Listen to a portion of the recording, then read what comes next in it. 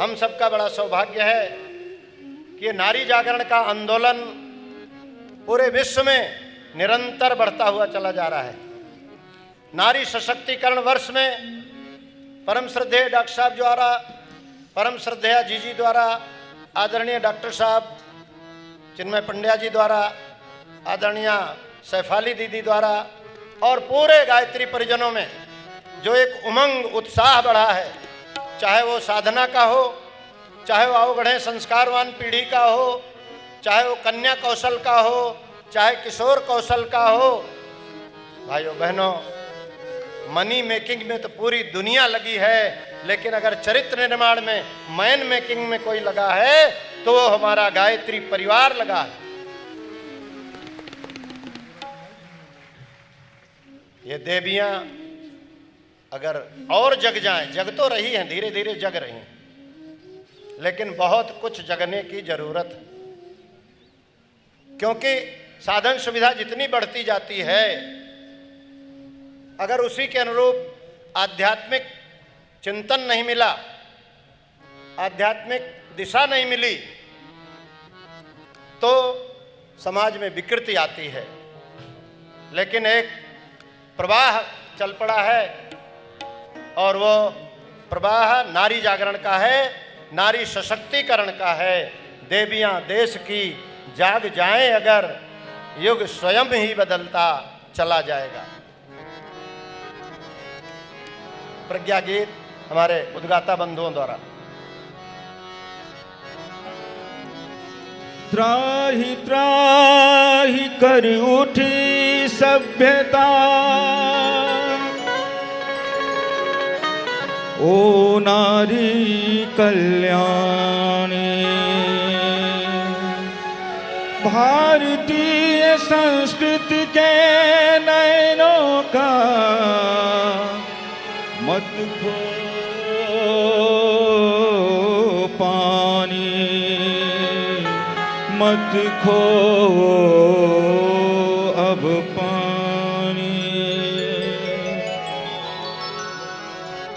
देवियां देश के जाग जाए अगर, देवियां देश के जाग जाए अगर, युग स्वयं ही बदलता चला जाएगा। देवियां देश की जाग जाए अगर, स्वयं ही बदलता चला जाएगा।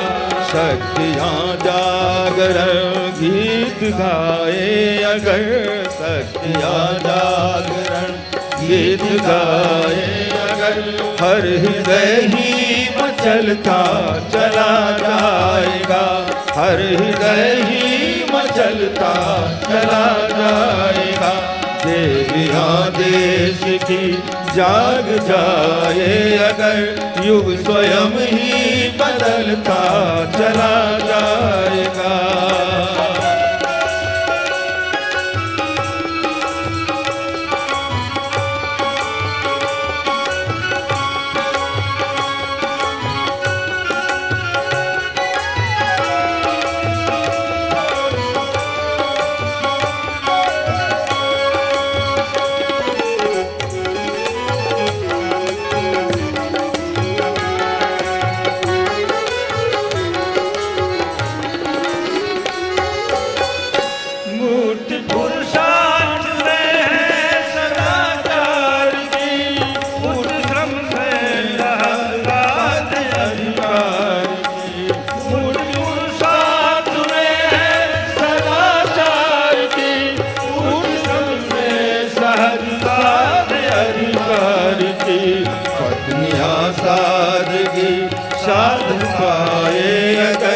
पत्नियां सादगी साध पाए अगर, स्वयं ही बदलता चला जाएगा। देवियां देश की जाग जाए अगर, देवियां देश की जाग जाए अगर, युग स्वयं ही बदलता चला जाएगा, युग स्वयं ही बदलता चला जाएगा।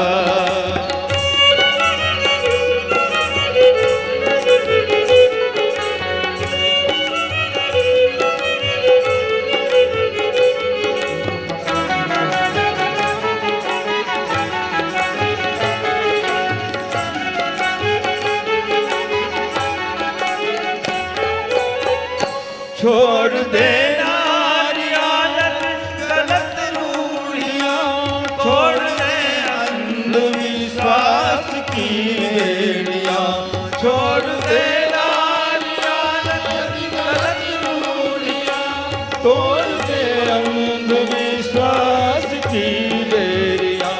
नारियाँ दुष्प्रथाएं मिटाए अगर, नारियाँ दुष्प्रथाएं दम्भ का दम निकलता चला जाएगा। देवियाँ देश की जाग जाए अगर, देवियाँ देश की जाग जाए अगर, युग स्वयं ही बदलता चला जाएगा, युग स्वयं ही बदलता चला जाएगा।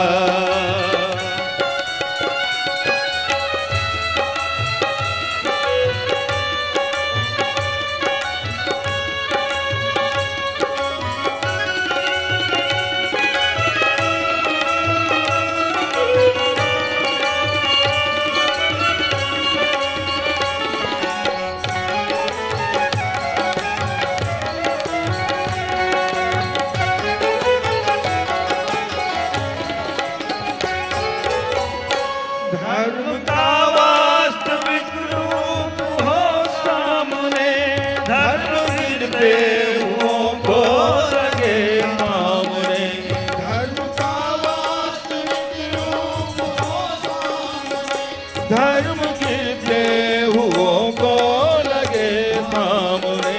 भक्तियाँ भावना को सजा ले अगर, भक्तियाँ सजा ले अगर, ज्ञान का दीप जलता चला जाएगा। देवियाँ देश की जाग जाए अगर, देवियाँ देश की जाग जाए अगर, युग स्वयं ही बदलता चला जाएगा, युग स्वयं ही बदलता चला जाएगा।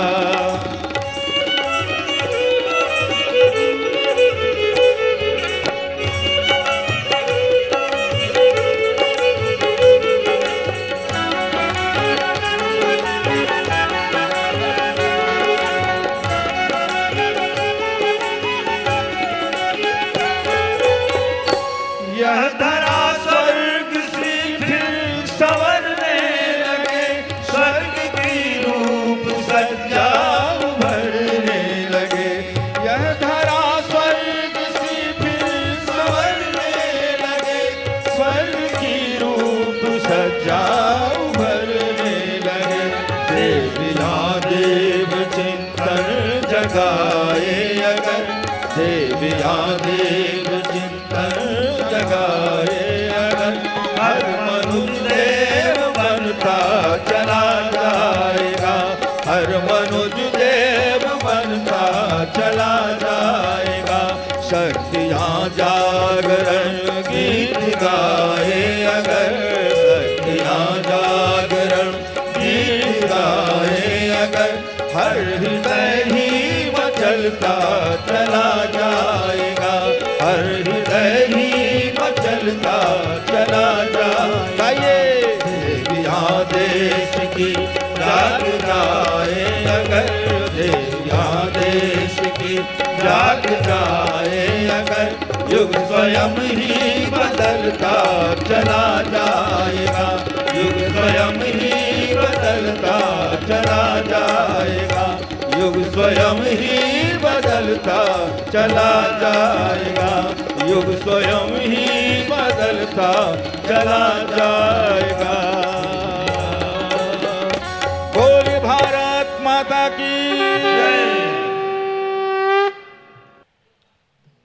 ही क्रांतिकारी गीत हमारे उद्गाता बंधुओं ने गाया, नारियां देश की जाग जाएं अगर, और नारियां जग रही हैं। नारी का मतलब भाव संवेदना से है। परम पूज्य गुरुदेव की एक पुस्तक है भाव संवेदना की गंगोत्री, छोटी सी है 40 पेज की, लेकिन अगर उसको आप पढ़ेंगे तो निश्चित रूप से लगेगा कि भाव संवेदना का जीवन में कितना महत्व है, जो आज धीरे धीरे सूख रहा था। लेकिन परम वंदनीय माता जी के नारी जागरण आंदोलन के साथ पुनः जागृत हो चला है। परम श्रद्धा शैल दीदी ने उस क्रम को आगे बढ़ाया। पूरे विश्व में भारत के जो चाहे प्रवासी भारतीय हों, चाहे वहाँ की मूल परंपरा के लोग हों, लेकिन सब ये अनुभव कर रहे हैं कि नारी शक्ति एक वैचारिक शक्ति के रूप में ही नहीं, एक आध्यात्मिक शक्ति के रूप में ही नहीं, एक आर्थिक शक्ति के रूप में ही नहीं, एक पारिवारिक शक्ति के रूप में भी आगे बढ़ रही। परिवार का मतलब होता है प्यार और सहकार से भरा पूरा परिवार। हम सबका सौभाग्य है कि उसी परंपरा में, उसी क्रम में श्रद्धा जी के कंधे से कंधा मिला करके हमारी आदरणीय सैफाली दीदी उस क्रम को आगे बढ़ा रही हैं। शैक्षिक दृष्टि से देखा जाए तो सैफाली दीदी का विश्व स्तरीय, अब्रॉड स्तरीय शिक्षा दीक्षा हुई है, लेकिन उनका जो चिंतन आध्यात्मिकता की ओर प्रवाहमान हुआ और आदरणीय डॉक्टर चिन्मय भैया की जीवन संगिनी बनी, और उन्होंने इस मिशन में शिक्षा को और उसके साथ साथ विद्या को जोड़ने का कार्य अपने हाथ में लिया। गायत्री विद्यापीठ की व्यवस्था की बात हो, चाहे बाल संस्कारशाला की बात हो, आओ गढ़े संस्कारवान पीढ़ी, कन्या कौशल, अनेक माध्यमों से नारी जागरण की पताका लेकर के पूरे विश्व में आदरणीय सैफाली दीदी जा रही हैं। हम विनम्र निवेदन करते हैं कि आज इस अश्वमेध महायज्ञ के सायंकालीन इस ज्ञान मंच से हमारे बहनों भाइयों को मार्गदर्शन देने की कृपा करें। आदरणीय सैफाली दीदी।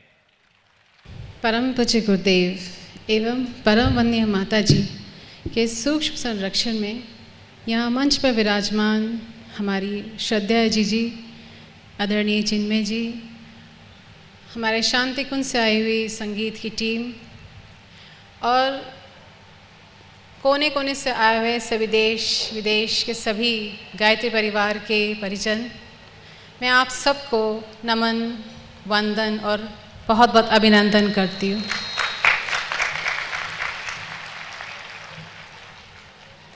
आज का दिन बहुत शुभ अवसर है। इस अश्वमेध यज्ञ में बहुत प्रसन्नता है। 1 महीने पहले भगवान राम का आगमन हुआ और 1 महीने बाद ठीक अश्वमेध यज्ञ हो रहा है। हम सब यहाँ एकजुट एकत्रित होकर परमात्मा को याद कर रहे हैं, अनुष्ठान कर रहे हैं और बड़ी प्रसन्नता है। सब एकजुट होकर सारी श्रेष्ठ आत्माएं एक साथ एकत्रित होकर वो यज्ञ अनुष्ठान कर रही हैं, राष्ट्र के जागरण के लिए, इस देव संस्कृति को बढ़ाने के लिए, इस समस्याओं को, विकृतियों को मिटाने के लिए, बुराइयों को मिटाने के लिए, एक स्वच्छ वातावरण लाने के लिए ये अश्वमेध यज्ञ हो रहा है। और गुरुदेव माता जी हमें सतत आशीर्वाद दे रहे हैं और हमें सफलता ज़रूर मिल रही है, लगातार मिल रही है।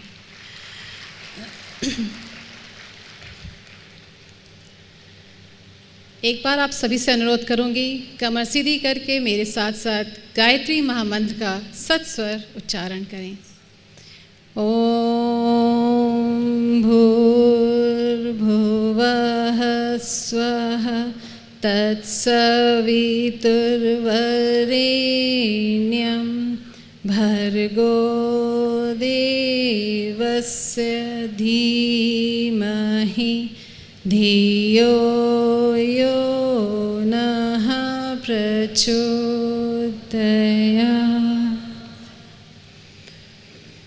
भाइयों बहनों, कभी कभी हमारे जीवन में कुछ ऐसे क्षण आते हैं जिनको हम ऐतिहासिक कह सकते हैं, जिनको हम महत्वपूर्ण कह सकते हैं, जिनको हम जीवन के परिवर्तन के वो क्षण कह सकते हैं।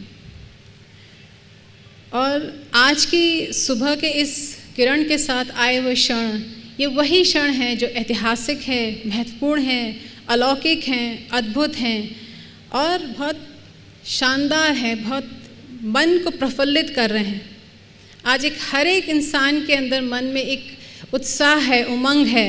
ऐसा लग रहा है कि जैसे सतयुग दस्तक दे रहा है, सतयुग वापस आ रहा है।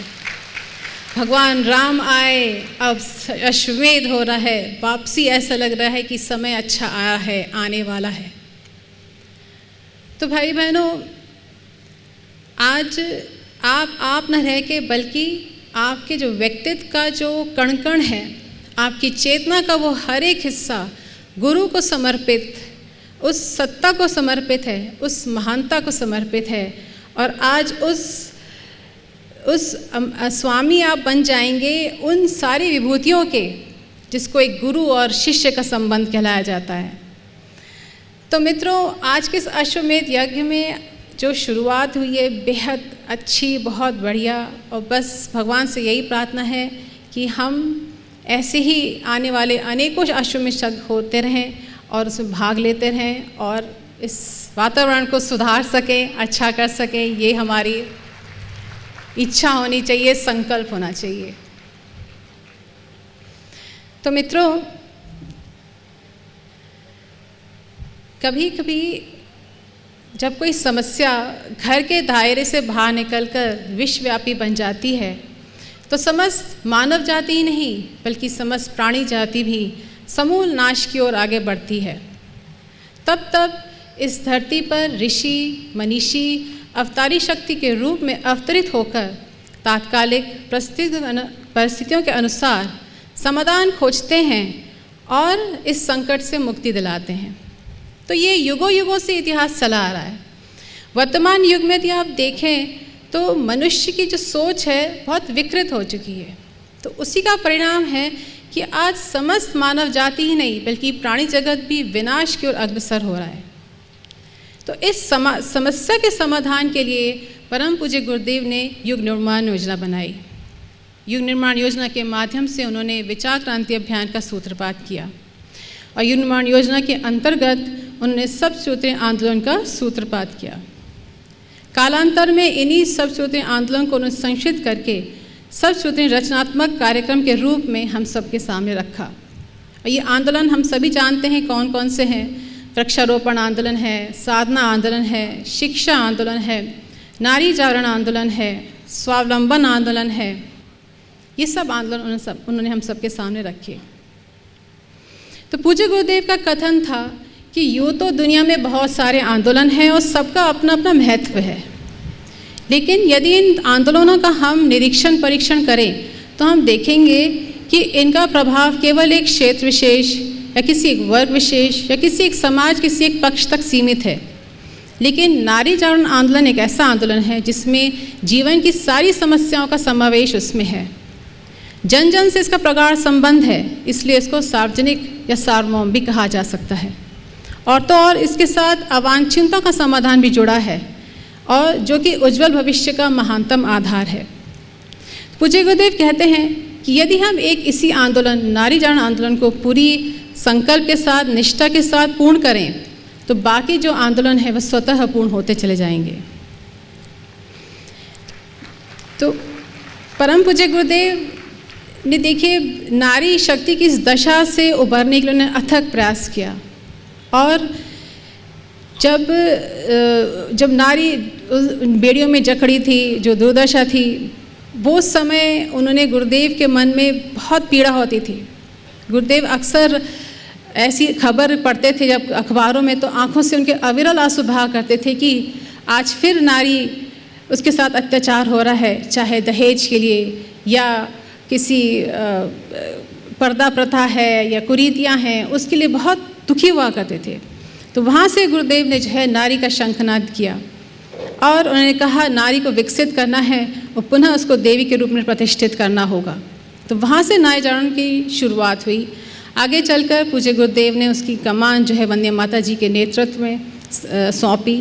आगे वंदे माता जी ने नारी जागरण आंदोलन का शंखनाद किया। वंदे माता जी जब आगरा से आंवलखेड़ा आई थी, तो जब उन्होंने भी ये स्थिति देखी कि वाकई नारी की स्थिति बहुत ख़राब है, अशिक्षा के ढेर के नीचे परिवारों को डूबते देखा और पर्दा प्रथा से लेके अंधविश्वास से लेके अनेकों कुरीतियाँ दी थी। जब वंदे माता जी ने सोचा कि एक वो छोर था जहाँ नारी अशिक्षित है और उनको चार दीवारी में कैद रखा है, दूसरा छोर वो था जहाँ नारी शिक्षित थी, पढ़ी लिखी थी, लेकिन भोग्या के रूप में, एक रमणी के रूप में देखा गया। तो वंदे माता जी सोचा इसका बीच का छोर क्या होना चाहिए, रास्ता क्या होना चाहिए। वहाँ से उन्होंने जो है नारी जागरण आंदोलन की शुरुआत करी। नारी जागरण आंदोलन का उद्देश्य यही था कि नारियाँ जागें, अपने पैरों पे खड़ी हों और शिक्षित हों, पुरुषों से कंधे मिला कर चलें और अपनी संस्कृति को ना भूलें। तो आज जो हम जिस नारी जागरण के वट वृक्ष के नीचे बैठे हैं, इतने विशाल का जो वट वृक्ष, जो नारियाँ आज खुलकर काम कर रही हैं, गायत्री परिवार की बहनें, हम देख सकते हैं ये वंदे माता जी का ही पोशाक था। तो इस तरह से भाइयों बहनों नारी जागरण आंदोलन की शुरुआत हुई और निरंतर मैं सभी बहनों से कहेंगे हम उनकी जो वंदे माता जी का जो मार्गदर्शन है आगे बढ़ाते चले जाएं और जो परिवर्तन लाना है उसको संकल्पित होकर आगे बढ़ते चले जाएं। तो मित्रों, भारतीय संस्कृति का जो आधार स्तंभ है वो भारतीय नारी हैं। भारतीय नारियों ने भी देखिए अपने प्राणों को गंवाने के बाद भी भारतीय संस्कृति के पावन प्रवाह को अविरल एवं अक्षुण्ण बना के रखा है। और भारतीय संस्कृति ने देखिए भारतीय नारी को एक देवी के समान स्थान दिया। अब देखिए धरती माता से लेके भारत माता के रूप में या गंगा से लेके माँ गायत्री के रूप में सामाजिक परिवेश के प्रत्येक क्षेत्र में भारतीय नारी के आदर्श को जन सामान्य के रूप में रखा। भारत ऐसे अकेला राष्ट्र है, मैं ज़रूर कहूँगी भारत ये संभवतः एक अकेला राष्ट्र है जहाँ नारी को एक देवी के समान स्थान दिया जाता है। आप देखिए जब हम देवी देवता के नाम लेते हैं सबसे पहले देवी का नाम आता है। राधे श्याम, सीताराम, गौरी शंकर, सबसे पहले देवी को पूजा जाता है, एक सम्मान दिया जाता है, पूजनीय माना जाता है। मैं सोचती हूँ और कोई ऐसा देश नहीं जहाँ पे भारतीय नारी को इतना सम्मान और पूजनीय माना जाता है। जो भी हम शुभ कार्य करते हैं तो हम इसकी शुरुआत माँ सरस्वती से करते हैं। जब हमारे घर कन्या का जन्म होता है हम कहते हैं हमारे घर देवी आई है, दुर्गा माता आई है। और जब कोई भी कार्य हम करते हैं सबसे पहले देवी का नाम लेते हैं। हमारे घर जब नई बहू आती हम कहते हैं लक्ष्मी ने कदम रखे, तो हम उसको देवी मानते हैं, पूजनीय मानते हैं। तो ये एक भारतीय ऐसा राष्ट्र है जहाँ पे इतना बड़ा मान सम्मान एक नारी को दिया जाता है।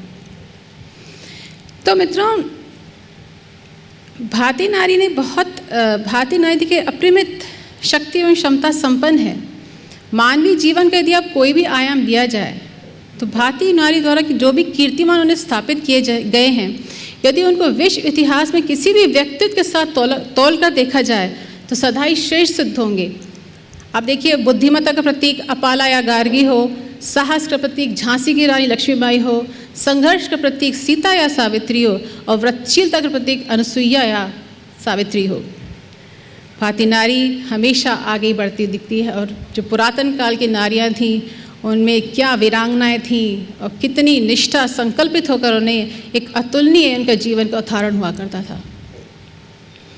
कुछ उदाहरण मैं देना चाहूँगी ऐसी नारियों के जिनके जीवन से, उनके व्यक्तित्व से हमें बहुत कुछ सीखने को, समझने को मिलता है।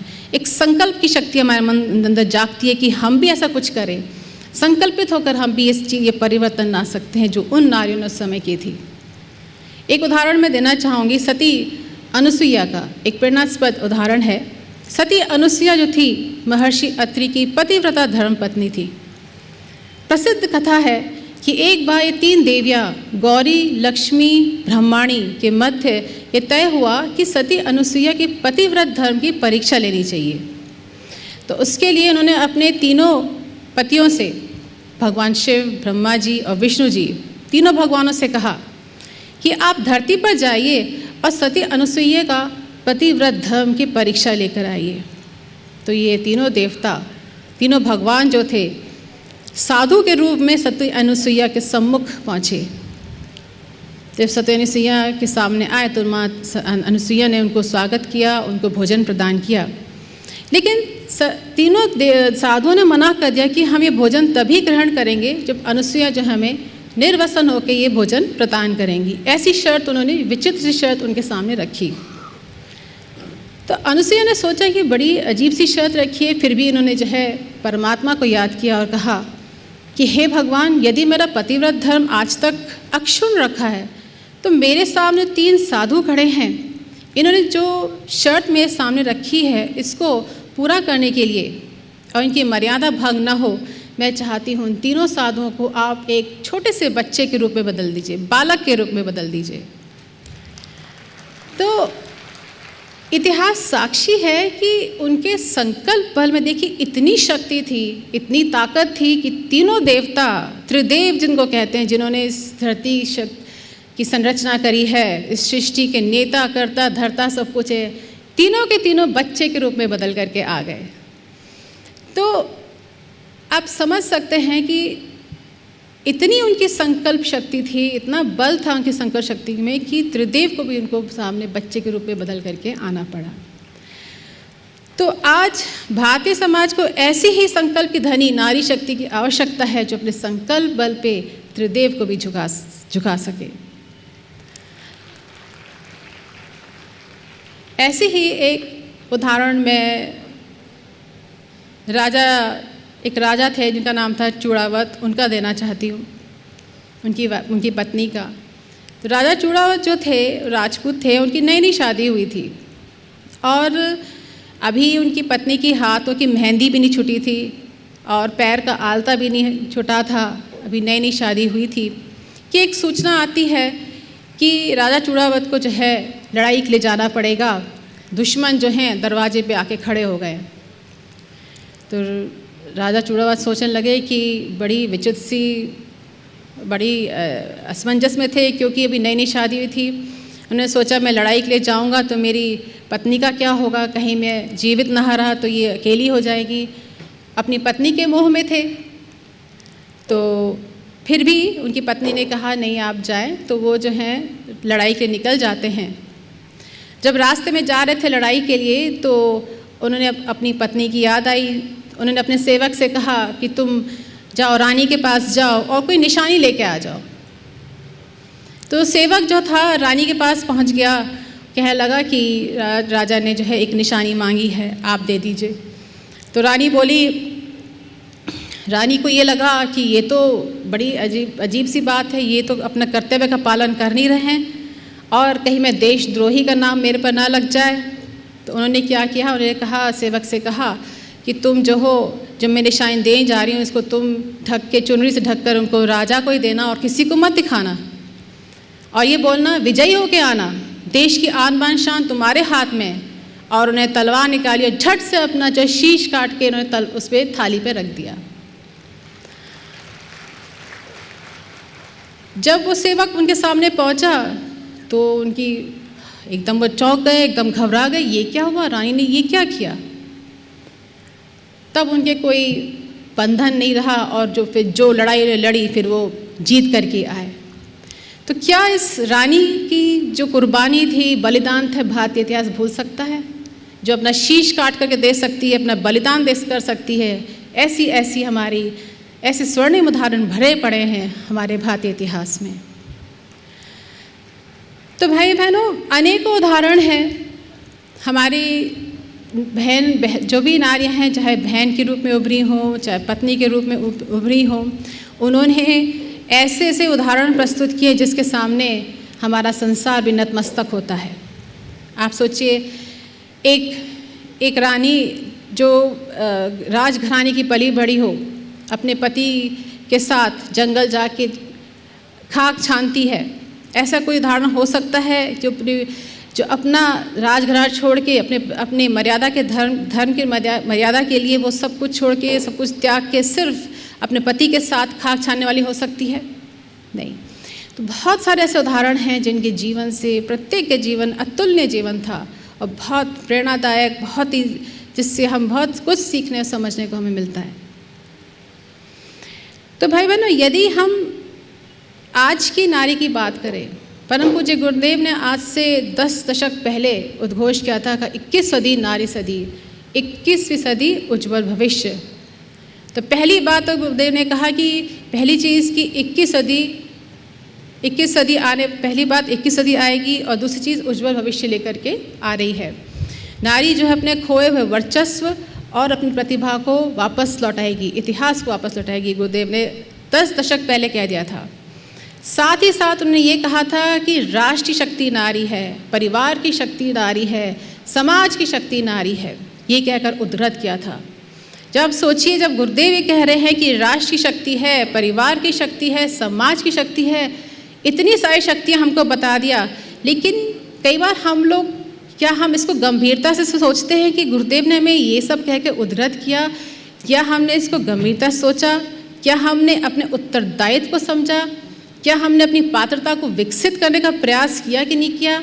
यदि नहीं तो हमें करना चाहिए। हमें, यदि वो बहनें बढ़ गई हैं तो हमें अन्य बहनों को भी आगे बढ़ाना चाहिए। लेकिन गुरुदेव ने जो हमें इतनी महत्वपूर्ण, इतने अच्छे हमें नाम दे दिए हैं, लेकिन हमें उस लायक भी बनना चाहिए कि हम गुरुदेव को दिखाएं कि हाँ, 21 सदी नारी सदी है और इसको आगे बढ़ा करके हम बढ़ेंगे और दूसरों को भी आगे निर्माण करते हुए चले जाएंगे, इस देश का, इस राष्ट्र का, इस समाज का। तो मित्रों, यदि हम आज के वर्तमान समय की नारी की बात करें तो वर्तमान समय की नारी जो है, उसने जो है अपनी दुर्बलताओं को दूर करके, उनको नज़रअंदाज करके उसने अपने आप को मजबूत बनाने की पुरजोर कोशिश करी और उसमें कामयाब भी हुई है। आज की नारी को यदि मैं सुपर वुमेन भी कहा जाए तो उसमें कुछ गलत नहीं होगा, क्योंकि आज जो है नारी अपने घर का, अपने बाहर का सारा काम कुशलता से निभा रही है और हर एक ऊंचे पद पर आसीन है। हर एक क्षेत्र में आगे बढ़िए, आप डिफेंस में लीजिए, आर्मी लीजिए या डॉक्टर लीजिए, कोई भी क्षेत्र आप लीजिए, हर एक क्षेत्र में बखूबी अपना कार्य कर रही है और आगे बढ़ रही है। इसमें दो राय नहीं है कि ऐसी कोई भी प्रतिस्पर्धा हो उसमें भाग लेती है और आगे बढ़ती जा रही है। लेकिन एक बात है कि नारी बढ़ रही है इस 21 सदी में, उसको अनेकों अपॉर्चुनिटीज़ हैं और शिक्षित है। जो हायर क्लास के लोग ज़्यादातर शिक्षित ही होंगी, शिक्षित ही हैं, लेकिन शिक्षित होने के बावजूद कहीं ना कहीं वो दुखी भी हैं। आज आप देखिए कितनी संख्या में लड़कियां, यंग लड़कियां जो आत्महत्या कर लेती हैं, सुसाइड कर लेती हैं। क्या कारण है? आज तो सुविधाएं भी बहुत है, ऐसा नहीं है किसी चीज़ की कमी हो। सुविधाएं हैं, पैसा है, शिक्षा है, टेक्नोलॉजी है, किसी चीज़ की कमी नहीं है, तब भी नारी दुखी क्यों है? क्योंकि परिवार में तालमेल नहीं है, पति पत्नी में तालमेल नहीं है, ईगो प्रॉब्लम आ गई है। यदि अब शिक्षित हो गई है, बराबर हो गई है, तो लड़ाई झगड़े ज़्यादा बढ़ गए। आज की बहू कहती है कि मैं पढ़ी लिखी हूँ तो मैं सारे घर के काम क्यों करूँ, मेरे साथ साथ मेरे पति को भी करना चाहिए, वो भी काम करे, वो भी साथ साथ करे। मैं पढ़ी लिखी हूँ तो मुझे उतना पैसा क्यों नहीं मिलता जितने पुरुष को मिलता है जॉब्स में। तो कहीं ना कहीं कुछ स्ट्रेस है, टेंशन है, चाहे फाइनेंस पैसे के मामले में हो, चाहे ईगो प्रॉब्लम है, ईगो क्लैशेस हैं।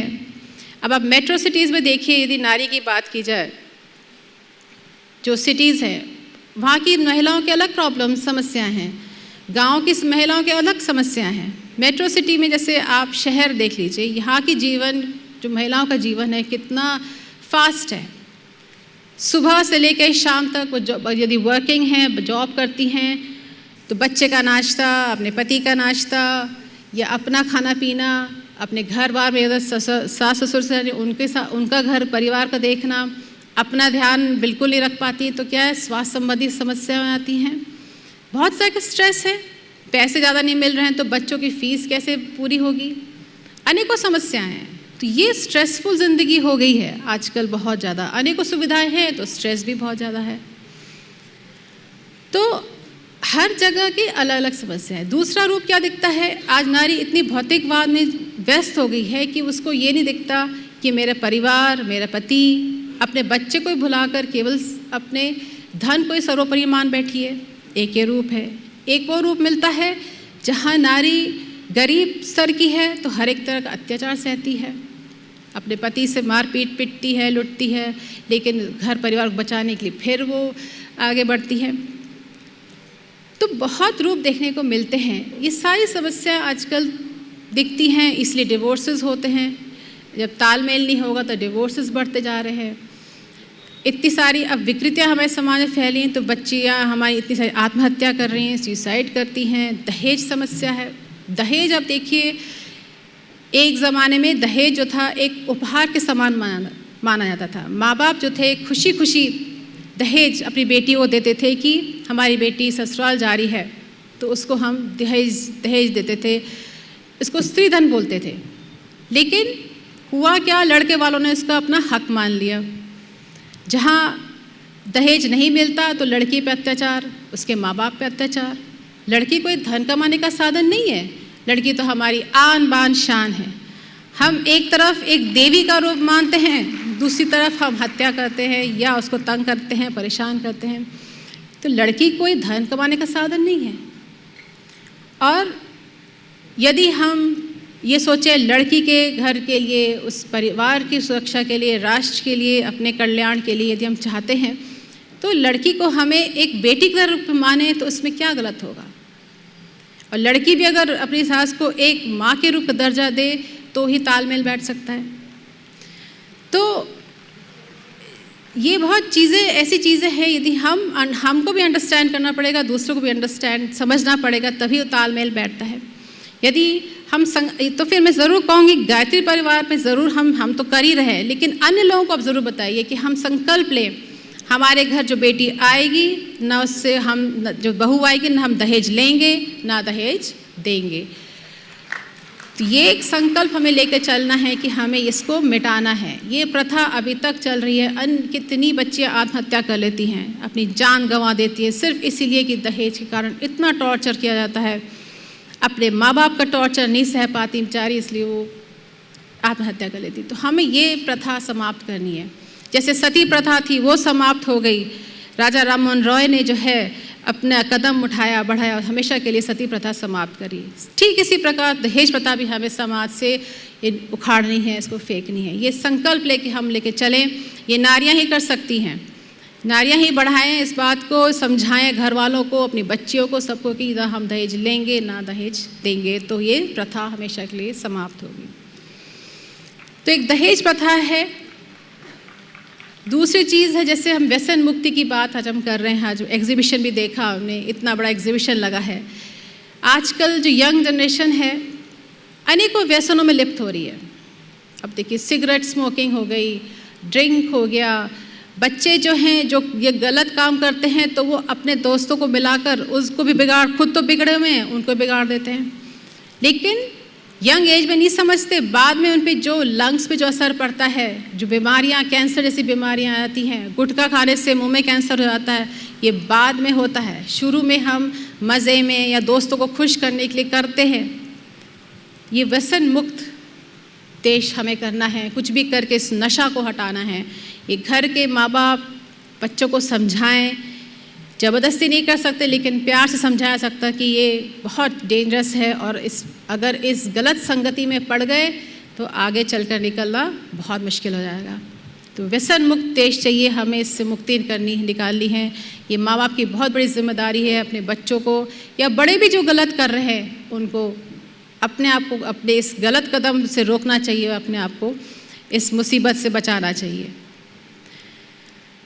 तीसरी चीज़ में दोस्तों, समाज में समस्याएं देखने को मिलती हैं, जैसे कि संस्कार। संस्कार जो है देखिए आज की पीढ़ी में थोड़े कम दिखाई पड़ते हैं। लोग कहते हैं कि दीदी हमारे बच्चों में संस्कार नहीं है, कहाँ से लाएं इनको संस्कार, कैसे सिखाएं। तो संस्कार ऐसी चीज़ है जो घर से ही मिल सकती है। यदि आप संस्कारवान हैं तो आप बच्चों को संस्कारवान बना सकते हैं। आप पूजा पाठ नहीं करेंगे तो बच्चे कहाँ से पूजा पाठ करेंगे, या बच्चों को क्या पता कि हमें क्या किस तरह से किससे बात करनी चाहिए, किसको सम्मान देना चाहिए, या हमसे ही सीखते हैं। जो हम करेंगे जो बच्चे वैसा ही करते हैं। तो सबसे पहले चीज़ है कि हम खुद को भी उनके अनुसार करना पड़े। जब बच्चों को सिखाना है तो हमको भी वो कार्य करने पड़ेंगे। तो बहुत चीज़ें जो है बच्चे हमसे सीखते हैं। परम पूज्य गुरुदेव ने 4 सूत्र दिए कि नारी शिक्षित हो, नारी स्वावलंबी हो, संस्कारवान हो और स्वस्थ हो। स्वावलंबी होगी, अपने पैरों पे खड़ी है तो ना किसी के सामने हाथ फैलाने की ज़रूरत है। अपने 2 पैसे कमाएगी तो अपनी इज्जत की ज़िंदगी जिएगी। ये तो सबके सामने हाथ फैलाने पड़ते हैं और पैसा मांगना किसी से बहुत अच्छा नहीं लगता। हम खुद इंडिपेंडेंट हैं तो किसी से हाथ फैलाने की ज़रूरत नहीं है। शिक्षित होगी, पढ़ी लिखी होगी तो अपने बच्चों को अच्छे संस्कार देगी, घर परिवार को अच्छे से संभाल के रखेगी। और स्वास्थ्य प्रति ध्यान देना चाहिए। अब होता है क्या, इतनी बिजी लाइफ में नारियां इतनी बिजी हो जाती हैं कि अपने स्वास्थ्य पर ध्यान नहीं देती हैं, इसलिए अनेकों बीमारियां घेर लेती हैं उनको। जब नारी ठीक नहीं होगी तो घर परिवार कैसे संभालेगी। नारी एक निर्मात्री है, अपने घर का देखती है, अपने परिवार का देखती है, समाज का देखती है। बहुत चीज़ें हैं उसको लेकर के चलनी है, तो अपना स्वास्थ्य संबंधित उसको ध्यान रखना चाहिए। अब गुरुदेव ने कहा यदि समाज का निर्माण करना है तो हमें स्वस्थ होना ही पड़ेगा। हम खुद ही स्वस्थ नहीं होंगे, कुछ कर नहीं पाएंगे तो हम समाज का क्या निर्माण करेंगे। और अपने अच्छे गुणों का उभार करना चाहिए। अपने एक नारी अगर श्रेष्ठ इंसान बनेगी, अच्छी बनेगी तो अच्छे संस्कार देगी, घर परिवार अच्छे से संभाल सकेगी, बच्चों को शिष्टाचार, शालीनता, ये सब चीज़ें सिखा सकती है। तो बहुत चीज़ें जो है नारी पर निर्भर हैं। और या कहते हैं ना, इस धरती पे देवी के पद पर नारी है, परिवार की धुरी नारी है और समाज निर्माण में अग्रणी भूमिका निभाने वाली नारी ही है। तो मित्रों, ये सब चीज़ें हम यदि ध्यान दें, अपने आप को विकसित कर सकें, आगे बढ़ सकें, तो इस समाज का और परिवार का हम कल्याण कर सकते हैं, सभ्य समाज का निर्माण कर सकते हैं। तो अंत में बस मैं ये कहना चाहूँगी कि आज इस समाज का जो अध्यपतन, जो भ्रष्ट मान्यताएं, दुष्चिंतन जो हमारे समाज को दलित करती जा रही हैं, हम भूलते जा रहे हैं कि हमारी संस्कृति उन संस्कृति में से एक है जहाँ परस्पर त्याग और बलिदान की परंपरा कायम रखी है। यदि हम उसको ना भूलें और अपनी संस्कृति को आगे बढ़ाएं और बच्चों को भी वो संस्कार दें तो हमारा समाज और हमारा युग बदलता चला जाएगा। अंत में बस मैं ये कहना चाहूँगी कि वंदे माता जी, पूज्य गुरुदेव का एक संदेश देना चाहती हूँ। वंदे माता जी कहा करती थी कि कल की सुबह नहाई होगी, कल की सुबह नहाई होगी स्वर्णिम सुखद उजालों से, स्वर्णिम सुखद उजालों से, कल का अंधियारा नहीं होगा अनगिन जलती मशालों से। तो अर्थात भाइयों बहनों, आज आपका इस अश्वमेध यज्ञ में आना सार्थक होगा यदि आप परम पूज्य गुरुदेव की भाव संवेदनाएं और उनकी विचारों को हम जन जन तक पहुंचा सकें। देव संस्कृति के उत्थान के लिए हम आगे पूरी संस्था को, पूरे सारे समाज को हम बताते चले जाएं, पहुंचाते चले जाएं, तो हमारा युग स्वयं बदलता चले जाएगा। इन्हीं शुभकामना के साथ मैं अपनी बात को यहीं विराम करती हूँ। आप सबको बहुत बहुत धन्यवाद। बहुत बहुत धन्यवाद। आइए एक बार हम लोग करतल ध्वनि से आदरणीय शेफाली दीदी का अभिनंदन करते हैं, क्योंकि नारी जागरण का एक अभियान पूरे विश्व में जो चल रहा है आज अति आवश्यक है। जैसा कि निवेदन किया है, कल प्रातः 6:30 बजे से निवेदन करेंगे कि आप तो 6 बजे ही पहुंच जाएं यज्ञशाला में, क्योंकि कल का बड़ा शुभ दिन, हमारे आपके जीवन का एक नया जन्म, क्योंकि जिस दिन गुरुवरण करते हैं वो हमारे आपके जीवन का एक नया जन्म होता है। बिन गुरु भव निधि तरय न कोई, जो बिरंच शंकर सम होई। और हमारा आपका तो बड़ा सौभाग्य है। आद्य गुरु शंकराचार्य ने कहा कि गुरु तो गायत्री का स्वरूप है। परम पूज्य गुरुदेव वास्तव में साक्षात गायत्री हैं। वो प्राण स्वरूप हैं, दुखनाशक हैं, सुख स्वरूप हैं, तेजस्वी हैं, श्रेष्ठ हैं, पापनाशक हैं, देव स्वरूप हैं। अगर ये गुण परम पूज्य गुरुदेव के माध्यम से हमारे अंदर आते हैं तो निश्चित रूप से हम बदलेंगे, युग बदलेगा। अपने हिस्से का युग निर्माण हम आप कर सकेंगे। बहुत ही विलक्षण समय है। इस समय अश्वमेध की ध्वजा उठाकर बढ़ो सृजन सेनानी। ये अश्वमेध का ध्वज पूरे विश्व को आलोकित करने वाला है, पूरे विश्व में परिवर्तन लाने वाला है। इसलिए निवेदन है हमारे आपके अंदर वह उत्साह संचरित हो जिससे हम न केवल अपने परिवार का, जैसा भी सैफाली दीदी ने कहा, बल्कि राष्ट्र और विश्व के निर्माण में महती भूमिका निभा सकें। आइए इन्हीं भाव से भरा हुआ ये गीत। बोलिए भारत माता की जय, परम पूज्य गुरुदेव की जय, वंदनीय माता जी की जय। तो कम करें। हे अधीर मानवता देखो, उसको धैर्य बंधाना है।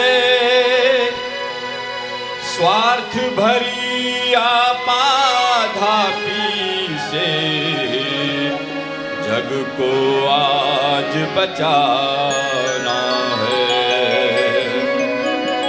सुनो दिग्विजय है तुम, देव संस्कृति ने शंख बजाया है।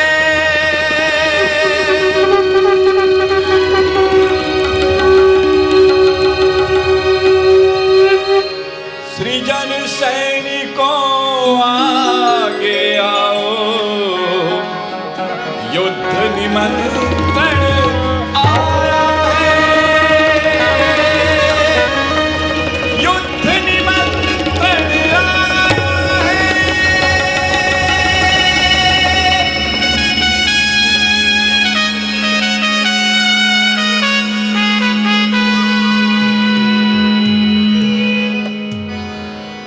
अश्वमेध की ध्वजा उठाकर बढ़ो सृजन सेनानी। भारत माँ के गौरव की रच दो नई कहानी। भारत माँ के गौरव की फिर रच दो नई कहानी। अश्वमेध की ध्वजा उठाकर बढ़ो सृजन सेनानी। अश्वमेध की ध्वजा उठाकर बढ़ो सृजन सेनानी। भारत माँ के गौरव की फिर रच दो नई कहानी। भारत माँ के गौरव की फिर रच दो नई कहानी। भूमिका कर्ज चुकाने चलो, नया सौभाग्य जगाने चलो।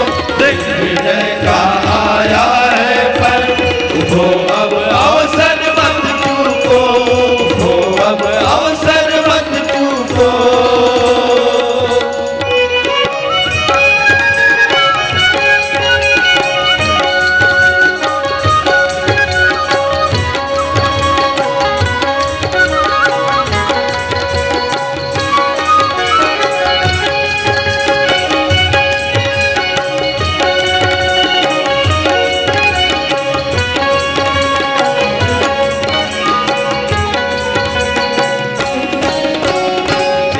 संस्कृति घर घर में अब स्थापित करना है।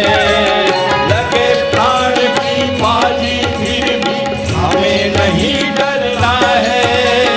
देव संस्कृति घर घर में अब स्थापित करना है। लगे प्राण की बाजी फिर भी हमें नहीं डरना है।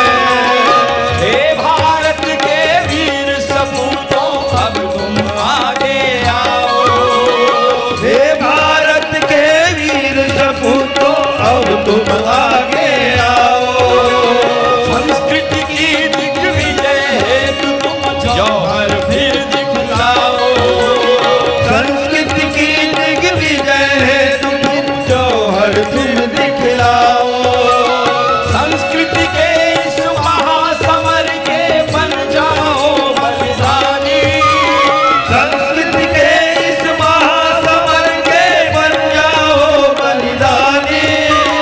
भारत माँ के गौरव की फिर रच दो नई कहानी।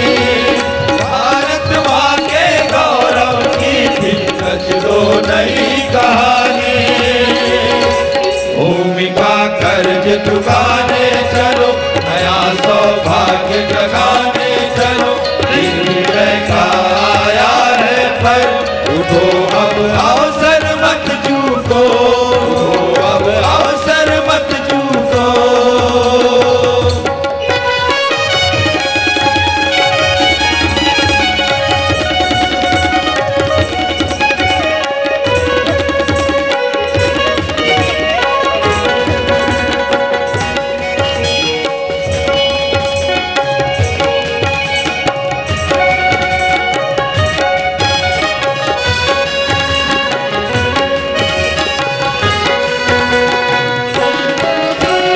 महाकाल ने महाक्रांति की है आवाज लगाई।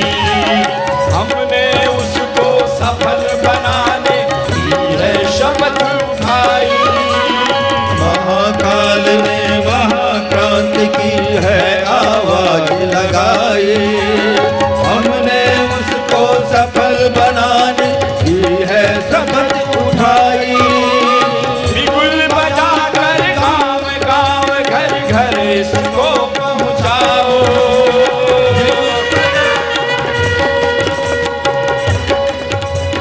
बिगुल बजाकर गाँव गाँव घर घर इसको पहुँचाओ। ले लो सेज देव बन जाओ, अब न तनिक सकुचाओ। ले लो से देव बन जाओ, अब न तनिक सकुचाओ। वसुंधरा पर गूंज उठे प्रज्ञावतार की वाणी। वसुंधरा पर गूंज उठे प्रज्ञावतार की वाणी। भारत माँ के गौरव की फिर रच दो नई कहानी। भारत माँ के गौरव की फिर रच दो नई कहानी। भूमि का कर्ज चुकाने चलो, नया सौभाग्य जगाने चलो। दिग्विजय का आया है पर उठो अब अवसर मत चूको। उठो अब अवसर मत चूको।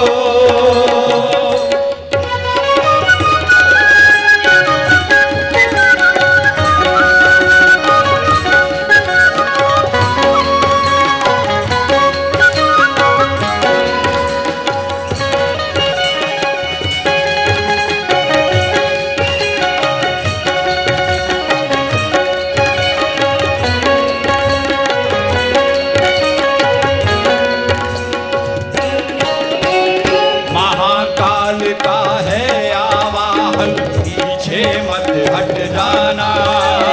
समय चूकने पर तो हो बस पीछे पछताना। महाकाल का है आवाहन, पीछे मत हट जाना। समय चूकने पर तो होगा बस पीछे पछताना। चाहो तो संकल्प जगा कर कुछ भी कर सकते हो। चाहो तो संकल्प जगा कर कुछ भी कर सकते हो। थोड़े श्रम से इस जीवन को धन्य बना सकते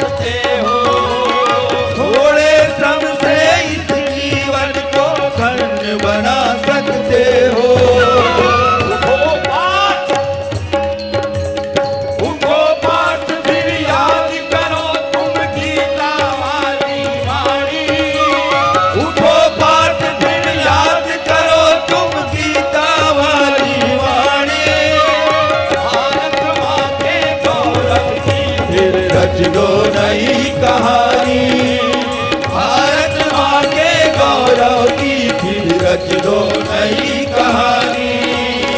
अश्वमेध की ध्वजा उठाकर बढ़ो सृजन सेनानी, अश्वमेध की ध्वजा उठाकर बढ़ो सृजन सेनानी।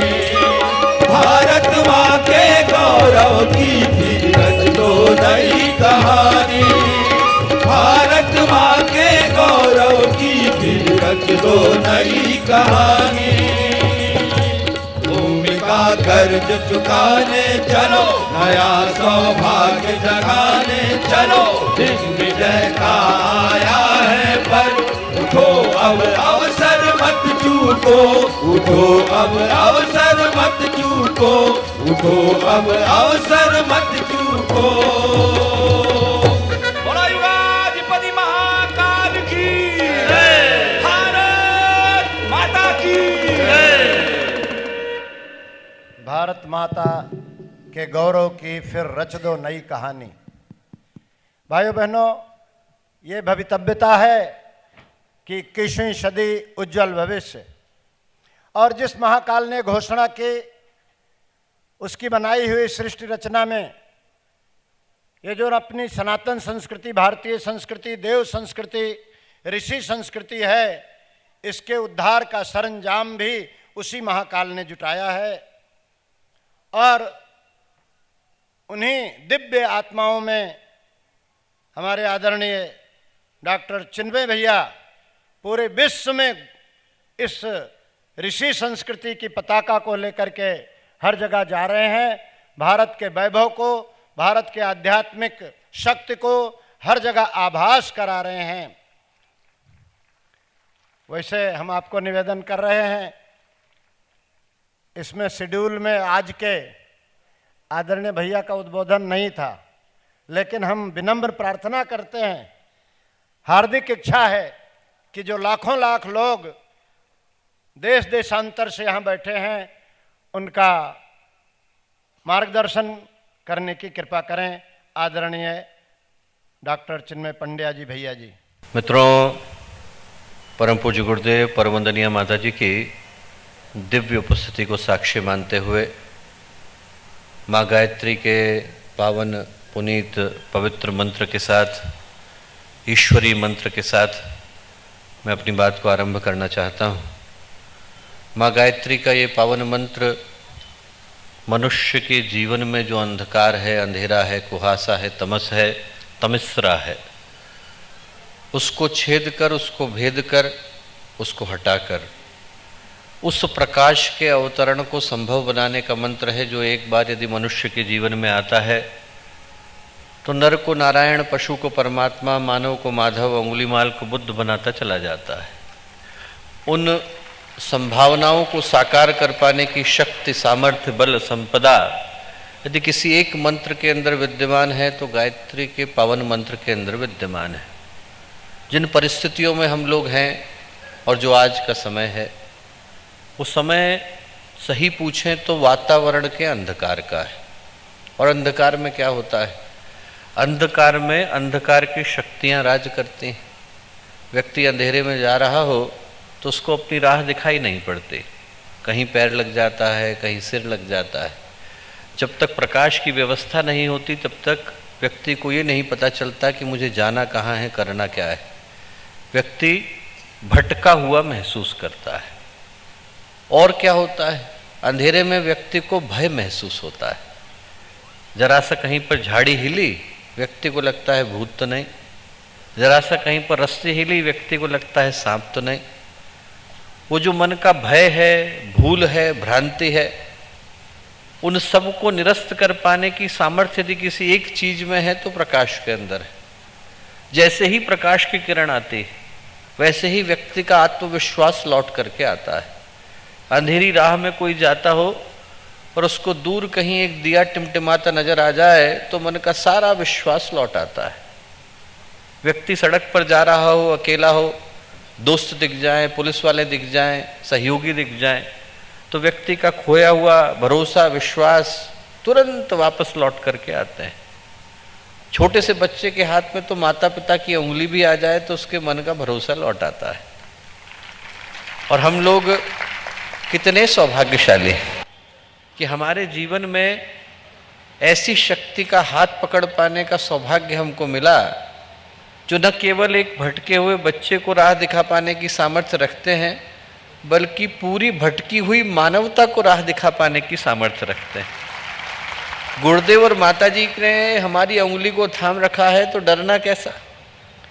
ये जो गायत्री का मंत्र है वो हमारे आत्मविश्वास को जगाने का मंत्र है, और जो आत्मविश्वास है वही ईश्वर विश्वास है। जिसको अपने ऊपर भरोसा है वही भगवान के ऊपर कर पाता है, जिसको भगवान के ऊपर है वही अपने ऊपर कर पाता है। यदि डॉक्टर को अपनी डॉक्टरी पर भरोसा नहीं होगा तो उससे दिखाने के लिए जाएगा कौन? ड्राइवर को अपनी ड्राइविंग पर भरोसा नहीं हो तो उसकी गाड़ी में बैठेगा कौन? सर्जन को अपनी सर्जरी पर भरोसा न हो तो उसकी ऑपरेशन टेबल पर लेटेगा कौन? भगवान के ऊपर जिसको भरोसा हो उसी को अपने ऊपर भरोसा आ पाता है, और जिसको अपने ऊपर भरोसा हो उसके ऊपर समाज को भरोसा हो पाता है। गायत्री का मंत्र आपके अंदर भरोसे को पैदा करता है। रामायण में एक बड़ी प्यारी कहानी आती है, अध्यात्म रामायण में। भगवान राम भगवान लक्ष्मण जब जा रहे थे माँ सीता को खोजने के लिए, तो मार्ग में एक जगह स्नान करने को रुके। धनुष थे हाथ में, धनुष को उन्होंने अपने रेत में गाड़ा और दोनों नदी के अंदर उतर गए। जब लौट करके आए तो भगवान राम ने देखा कि उनका जो धनुष था वो एक मेढक के अंदर चला गया है, उसका कोना। मेढक को उन्हें तुरंत निकाला, उसकी शुश्रूषा करी, उसको ठीक किया, जो घाव लग गए थे उसको मरहम लगाई। भगवान ने मेढक से पूछा कि क्यों भाई, जब ये धनुष तुमको गड़ रहा था तब तुम कुछ बोले क्यों नहीं? तुम बोलते तो मैं तुरंत ही धनुष निकाल लेता। वो मेढक बोला कि भगवान, जब सांप पकड़ने के लिए आता है तो मैं राम राम चिल्लाता हूँ। जब देखा कि भगवान राम का ही धनुष लग रहा है तो मैंने सौभाग्य समझ करके स्वीकार किया। इससे बढ़कर के जीवन में सौभाग्य क्या कि भगवान का स्पर्श हम लोगों को मिल रहा है। आज की जो हवाएं हैं, आज की जो घटनाएं हैं, आज का जो समय है और आज की जो परिस्थितियां हैं, वो ये याद दिलाने के लिए आया कि आप में से प्रत्येक व्यक्ति जो इस अश्वमेध महायज्ञ का हिस्सा बन रहा है वो अत्यंत सौभाग्यशाली है। वो सौभाग्य का हिस्सा बन रहा है जिससे नए युग की गाथाओं को लिखा जा रहा है, जिससे नए युग के सौभाग्य को रचा जा रहा है, जिससे नई कहानियों को नए सिरे से गढ़ने का काम किया जा रहा है। आइए उस सौभाग्य को सराहते हुए, चित्त को, मन को, भावनाओं को स्थिर और शांत करते हुए उस शक्ति का आवाहन करें जो हमें सद्ज्ञान, सद्भाव, सद्कर्म की ओर लेकर के चलती हैं। माँ गायत्री का पावन मंत्र साथ साथ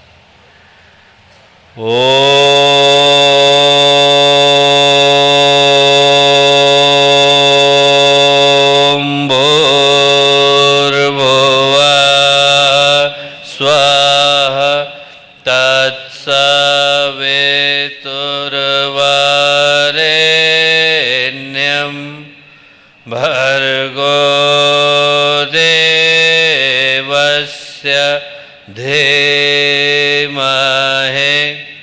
धियो यो नः प्रचोदयात्।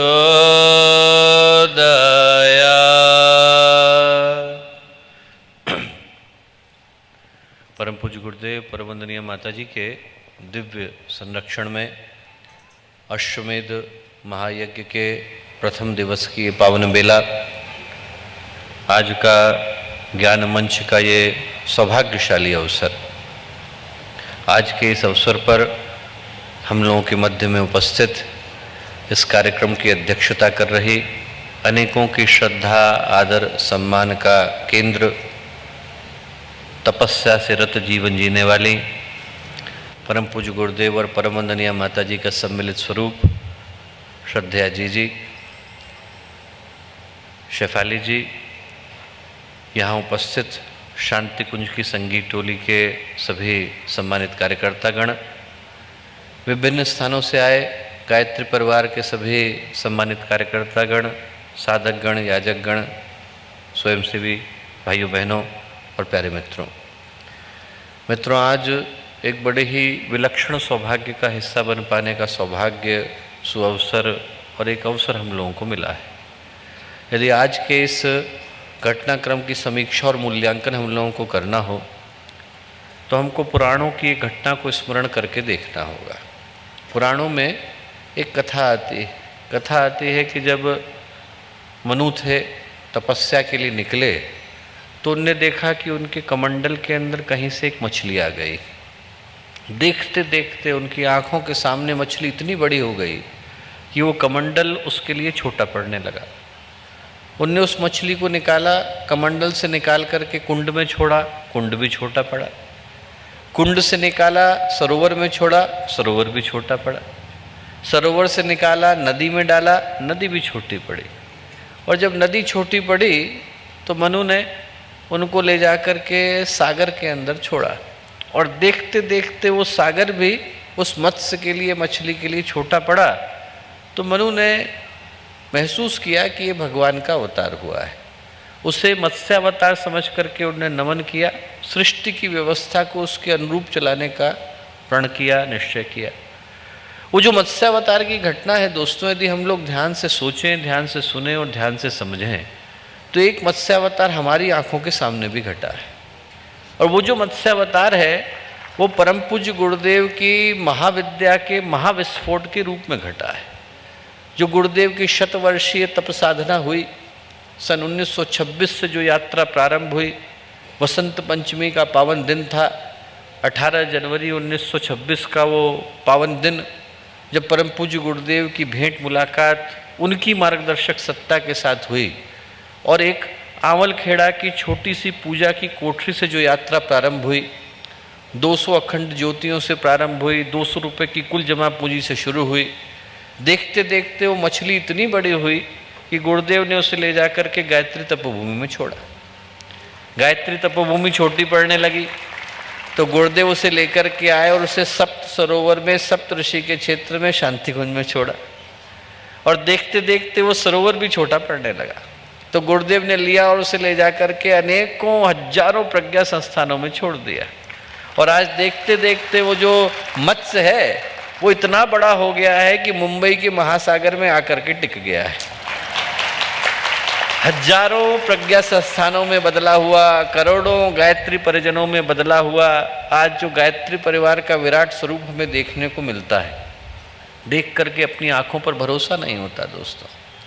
एक परिवार को बनाने में व्यक्ति को जीवन भर लग जाता है, हाथ पैर फूल जाते हैं।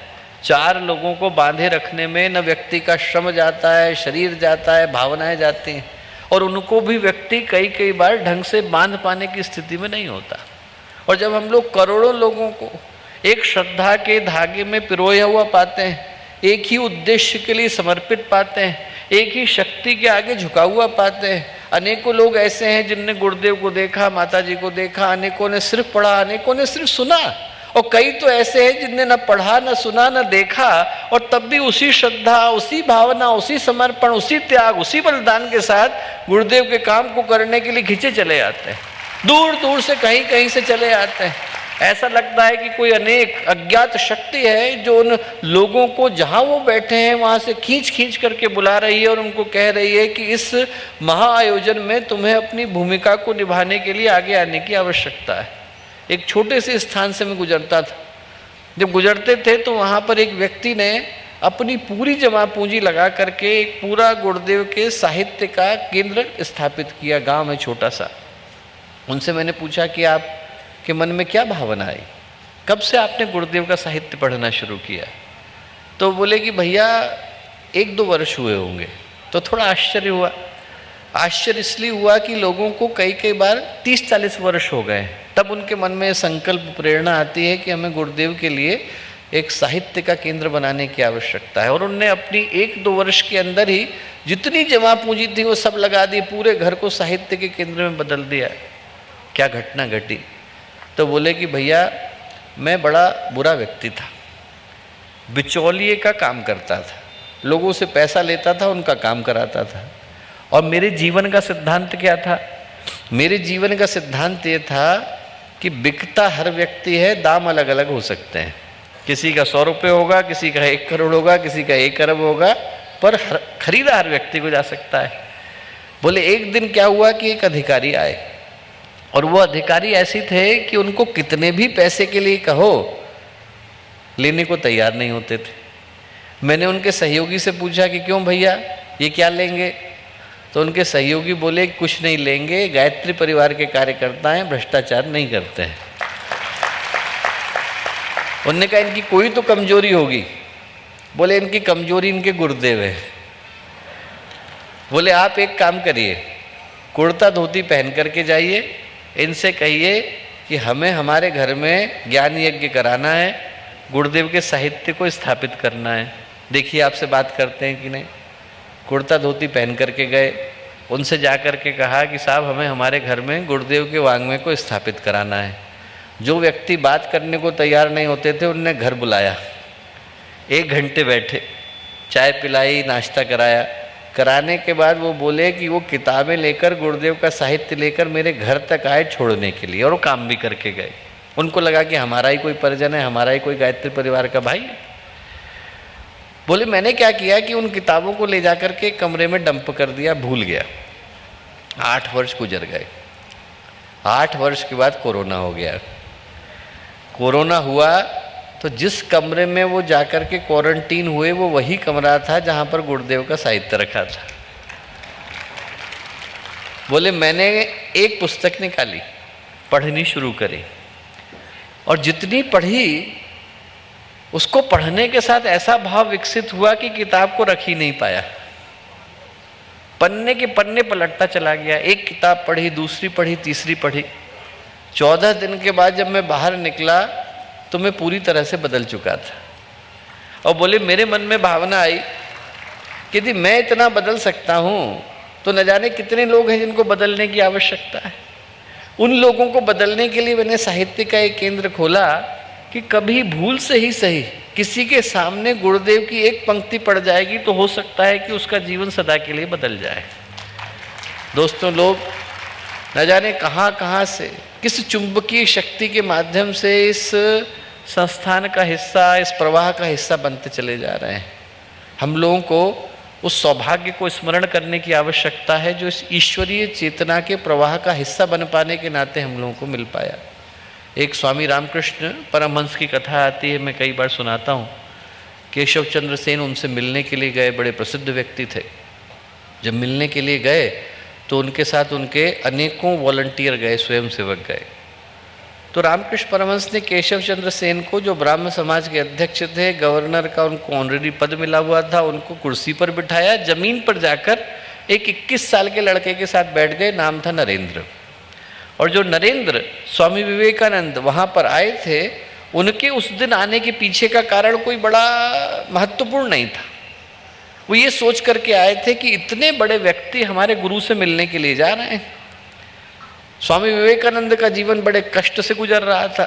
पिता ने पहले ही शरीर त्याग दिया था, माँ बीमार चलती थी, बहन ने आत्महत्या कर ली थी, भाई घर छोड़ के चला गया था।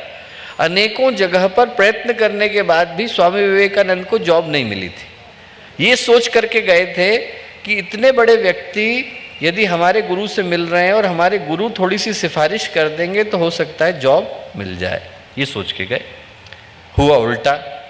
अध्यक्ष को ऊपर बिठाया, जमीन पे जाकर के स्वामी रामकृष्ण परमहंस विवेकानंद के साथ बैठ गए। लोगों को लगा कि शायद ये समझ नहीं पाए कि अध्यक्ष ऊपर बैठे हैं, परमहंस व्यक्ति। लोगों ने कहा कि साहब अध्यक्ष वहाँ बैठे हैं कुर्सी के ऊपर। स्वामी रामकृष्ण परमहंस बोले उधर दीपक जल रहा है, यहाँ पर सूरज उगने वाला है, मैं सूरज के पास आकर के बैठा हूँ। भरोसा नहीं हुआ। केशव चंद्र सेन ने कहा कि क्या कहते हैं? स्वामी रामकृष्ण परमहंस बोले कि केशव जो तू कर रहा है वो करने के लिए भगवान का आदेश हुआ कि नहीं हुआ? बोले नहीं हुआ। बोले फिर नहीं चलेगा बेटा, चलता वही है जिसके सिर पर ईश्वर का हाथ होता है। और बोले इसके ऊपर है, ये वाला चलेगा। ये वाला मतलब स्वामी विवेकानंद। ये घटना आपको सुनाई क्योंकि हम लोग सन 38 की अखंड ज्योति पत्रिका की शुरुआत को स्मरण कर सकें। गुरुदेव ने जब पहली बार अखंड ज्योति को लिखना शुरू किया तो उस समय में द्वितीय विश्व युद्ध चल रहा था, कागज मिलता नहीं था। बड़ी मुश्किल से जो कागज मिलता था उसकी गुरुदेव लुगदी बनाते थे, लुगदी को दोबारा से कागज में बदलते थे, और वो जो कागज दोबारा बनता था उस कागज के ऊपर हाथ से अखंड ज्योति को लिखते थे और लिखकर लोगों के घर में छोड़ करके आते थे। लोगों ने कहा कि साहब चलेगी नहीं, पैसा आप लेते नहीं हो, विज्ञापन आप छापते नहीं हो, साइकिल पर जाते हो, लोगों के घर पे छोड़ के आते हो, कैसे चलेगी? और किसी तरीके से आपने चला भी ली तो मथुरा के बाहर कैसे ले जाएंगे? साइकिल लेके पूरी दुनिया पे तो नहीं जा सकते। गुरुदेव ने उनमें से किसी को उत्तर नहीं दिया, पर अखंड ज्योति में दिया। क्या दिया? ये दिया, इंसान की जलाई हुई हो तो कल को बुझ जाए, भगवान की जलाई हुई होगी तो अखंड जलेगी। और ये अखंड जल रही है क्योंकि भगवान की चलाई हुई योजना है। सौभाग्य हमारा है कि हम लोगों को यहाँ पर खड़े हो पाने का अधिकार मिला। मैं कहूँगा कि दोस्तों, हम लोग उस सौभाग्य को सराहें जो गुरुदेव के बनाए गए इस परिवार का हिस्सा बन पाने के नाते हम लोगों को मिल पाया। जब गुरुदेव ने युग निर्माण योजना, विचार क्रांति अभियानों के नाम के साथ साथ गायत्री परिवार नाम दिया तो लोगों ने पूछा कि गुरुदेव वो नाम कितने अच्छे थे, आपने नाम क्यों बदला? गुरुदेव ने कहा नहीं बेटा, नाम नहीं बदला है, योजना अभी भी युग निर्माण की है, अभियान अभी भी विचार क्रांति का है। हम गायत्री परिवार इसलिए हैं क्योंकि कल की तारीख में जब दुनिया में सतयुग की वापसी हो तो लोग गायत्री परिवार को देखें और इस सत्य को स्मरण कर सकें कि पूरी दुनिया में यदि कोई एक संगठन ऐसा है जहाँ पर लोग धर्म को, जाति को, वर्ग को, वर्ण को भूलकर एक साथ भाई भाई की तरह से रहते हैं, भाई बहन की तरह से रहते हैं, बहन बहन की तरह से रहते हैं, तो वो गायत्री परिवार है। दोस्तों, जो सौभाग्य हम लोगों को मिला वो मैं ये कहूँगा कि परिवार का सदस्य होने के नाते मिला। हम लोगों के यहाँ पहले गायत्री विद्यापीठ के वाइस प्रिंसिपल थे, उनका नाम था भास्कर सिन्हा जी। शुरू में जब वो आए तो फिजिक्स पढ़ाया करते थे, फिजिक्स पढ़ाते थे। गुरुदेव के पास गए, गुरुदेव मैं कार्यकर्ता बनना चाहता हूँ। गुरुदेव ने परीक्षा ली, ये पाया कि उनका जीवन ना जो है पूरी तरह से उनके समर्पण के लिए थे। तो गुरुदेव ने उनसे कहा कि बेटा क्या करता है तो बोले कि मैं फिजिक्स पढ़ाता हूँ। गुरुदेव ने कहा फिजिक्स तो हमारे यहाँ है नहीं, और क्या कर सकता है? तो उन्होंने कहा गुरुदेव मैं गाड़ी चला सकता हूँ। गुरुदेव ने कहा फिर गाड़ी चलाना, हमारे यहाँ एक ही गाड़ी है। उस समय एक गाड़ी हुआ करती थी UTJ 3199, जोंगा गाड़ी थी। तो गुरुदेव की गाड़ी, वंदनीय माता जी की गाड़ी बहुत लंबे समय तक आदरणीय भास्कर माँ जी नहीं चलाई। एक दिन क्या हुआ, हर की पौड़ी गए। आज की तरह का शांति कुंज नहीं था। आप में से जितने लोग शांति कुंज आए, आज तो शांति कुंज तक आने के जाने के साधन बहुत सारे हैं। उन दिनों में एक ही साइकिल थी शांति कुंज में, एक ही सिटी बस चलती थी। 6 बजे के बाद आपको शांति कुंज आने के लिए कुछ मिलता नहीं था, हाथी और शेर के अलावा कुछ नहीं मिलता था। इतना ज़्यादा कष्टप्रद रास्ता था। गए वो हर की पौड़ी में डोसा बन रहा था। उनका मन हुआ डोसा खाएं, जेब टटोली तो पैसे रही, मन दुखी हो गया। उनको लगा कि मैं इतनी दूर से आया, मैं सब कुछ छोड़ करके आश्रम में स्वयंसेवक बन गया हूँ, तो मेरे पास पैसा ही नहीं, डोसा भी नहीं खा सकता। सोचते सोचते वापस शांति कुंज को आ रहे थे, आए कि आदेश हुआ गुरुदेव आ रहे हैं, गाड़ी निकालो। गाड़ी निकाली उनने और गुरुदेव माता जी आके बैठ गए। कहाँ चलें गुरुदेव? गुरुदेव ने कहा भास्कर ऐसा कर, ऋषिकेश ले चल। ऋषिकेश में कहाँ चलें? मुनि की रेती ले चल। मुनि की रेती पहुँचे। मुनि की रेती में कहाँ चलूँ? गुरुदेव बोले मद्रास कैफ़े ले चल। मद्रास कैफ़े पहुँचे। क्या करना है गुरुदेव? गुरुदेव बोले एक काम कर भास्कर, अंदर से तू 3 मसाले डोसे लेकर के आ। मेरे लिए ले आ, माता जी के लिए, अपने लिए लेकर के आ। अंदर गए, अंदर से 3 मसाले डोसे लेकर के आए। जैसे ही लेकर के आए तो गुरुदेव बोले कि बेटा मैं तो प्याज खाता नहीं, मेरी वाली तो तू ही खा ले। माता जी बोली कि मैं भी नहीं खाती, मेरे वाला भी तू ही खा ले। भास्कर भाई साहब बोले कि मैंने 3 मसाले डोसे खाए और जीवन भर के लिए तृप्त हो गया, दोबारा खाने की आवश्यकता नहीं पड़ी। इस घटना का जो सबसे बड़ा मूल्य है दोस्तों, वो इसमें नहीं छुपा कि गुरुदेव ने उनके मन की समस्या को पहचान लिया। इस घटना का जो सबसे प्यारा मूल्य है वो इस सत्य के अंदर छिपा है कि गुरुदेव वो शक्ति थे जिनने 3400 किताबों को लिखा। गुरुदेव वो शक्ति थे जिनने गायत्री परिवार के हजारों केंद्रों में से कम 2000 की स्थापना करी। गुरुदेव वो शक्ति थे जिनके जीवन के 24 वर्ष गायत्री के महापुरुष चरणों में गुजरे। गुरुदेव वो शक्ति थे जिनके पास रोज मिलने के लिए हजारों लोग पंक्ति में खड़े रहते थे। और इन सारी व्यस्तताओं के मध्य में भी गुरुदेव को ये लगा कि हमारे साथ जो लड़का चल रहा है उसका मन डोसा खाने का है, तो सब कुछ छोड़कर उनको डोसा खिलाने के लिए गए। ये करने के लिए कितनी बड़ी योग्यता की आवश्यकता है। गुरु अनेकों मिल जाते हैं दोस्तों, आज की तारीख में तो शिष्य उतने नहीं हैं जितने गुरु उपलब्ध हैं।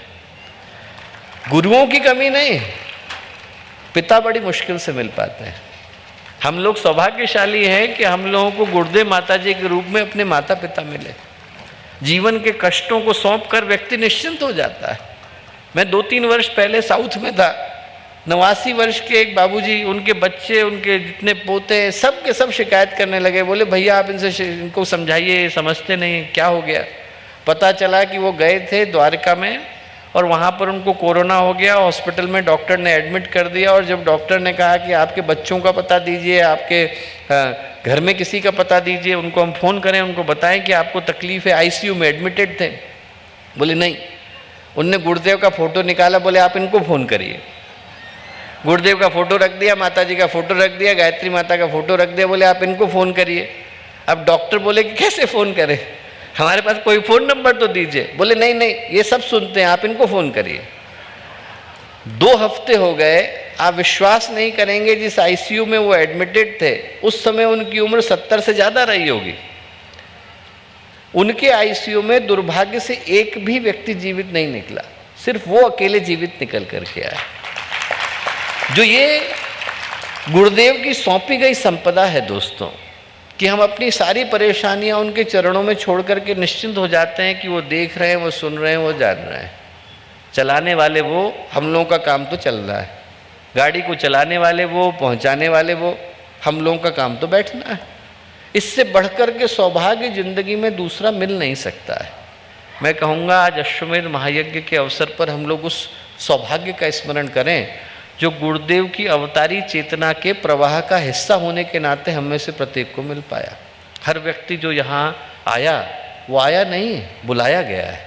हर व्यक्ति जो यहाँ पर आया है, चाहे वो कहीं से आया है, उसको गुरुदेव की शक्ति यहाँ पर खींच करके लाई है, बुला करके लाई है, चुंबक की तरह से अपने पास समेट करके लाई है और ये याद दिलाने के लिए लाई है कि हजारों जन्मों का गुरुदेव के साथ का हमारा रिश्ता है, संबंध है। मुझे याद है एक बहुत प्रसिद्ध कैबिनेट सेक्रेटरी गुरुदेव के पास गए, गुरुदेव से बोले कि गुरुदेव आपके पास इतने सारे लोग आते हैं, आपका इतना काम करते हैं। एक व्यक्ति का नाम लिया, बोले कि वो तो आपका कोई काम नहीं करते, साल में एक बार आते हैं, आपका दर्शन करके जाते हैं, बस इसके अलावा तो आपका कोई काम नहीं करते। तो गुरुदेव ने क्या उत्तर दिया? गुरुदेव बोले किसकी बात कर रहा है? तो उन्होंने नाम बताया। तो गुरुदेव बोले पिछले 3 जन्म में उसने हमारा बहुत काम किया है, एक बार आराम करने दे। हजारों जन्मों की यात्रा है। गुरुदेव का हाथ पकड़ करके, गुरुदेव के चरणों के साथी बन करके, गुरुदेव का कुर्ता पकड़ करके, गुरुदेव की धोती पकड़ करके हम में से अनेकों ने अनेकों बार उनके साथ यात्राएं की। हमें याद हो न हो पर उनको सब कुछ याद है। उनको पता है कि आप में से कौन व्यक्ति उनके साथ कब था, कहाँ था, किस रूप में था, किस योजना का क्या हिस्सा था। तो हम लोग तो यहाँ पर अपनी समस्याओं को उनके चरणों में छोड़कर निश्चिंत हो जाएं, निर्द्वंद हो जाएं। ये सोचें कि हमारी रक्षा करने वाली जो शक्ति है वो बहुत मजबूत है, बहुत दमदार है, बहुत शक्तिशाली है, बहुत ताकतवर है। उसके पास पूरी दुनिया के कष्ट को उठा पाने की सामर्थ्य है, तो हम जैसे छोटे छोटे बच्चों की समस्या को उठा पाने की सामर्थ्य नहीं होगी। मैं कहूँगा कि हम लोग यहाँ पर आए, चेहरे पर मुस्कुराहट लेकर के जाएं। भगवान करे कि आपके जितने कष्ट हों यहीं छूट जाएं।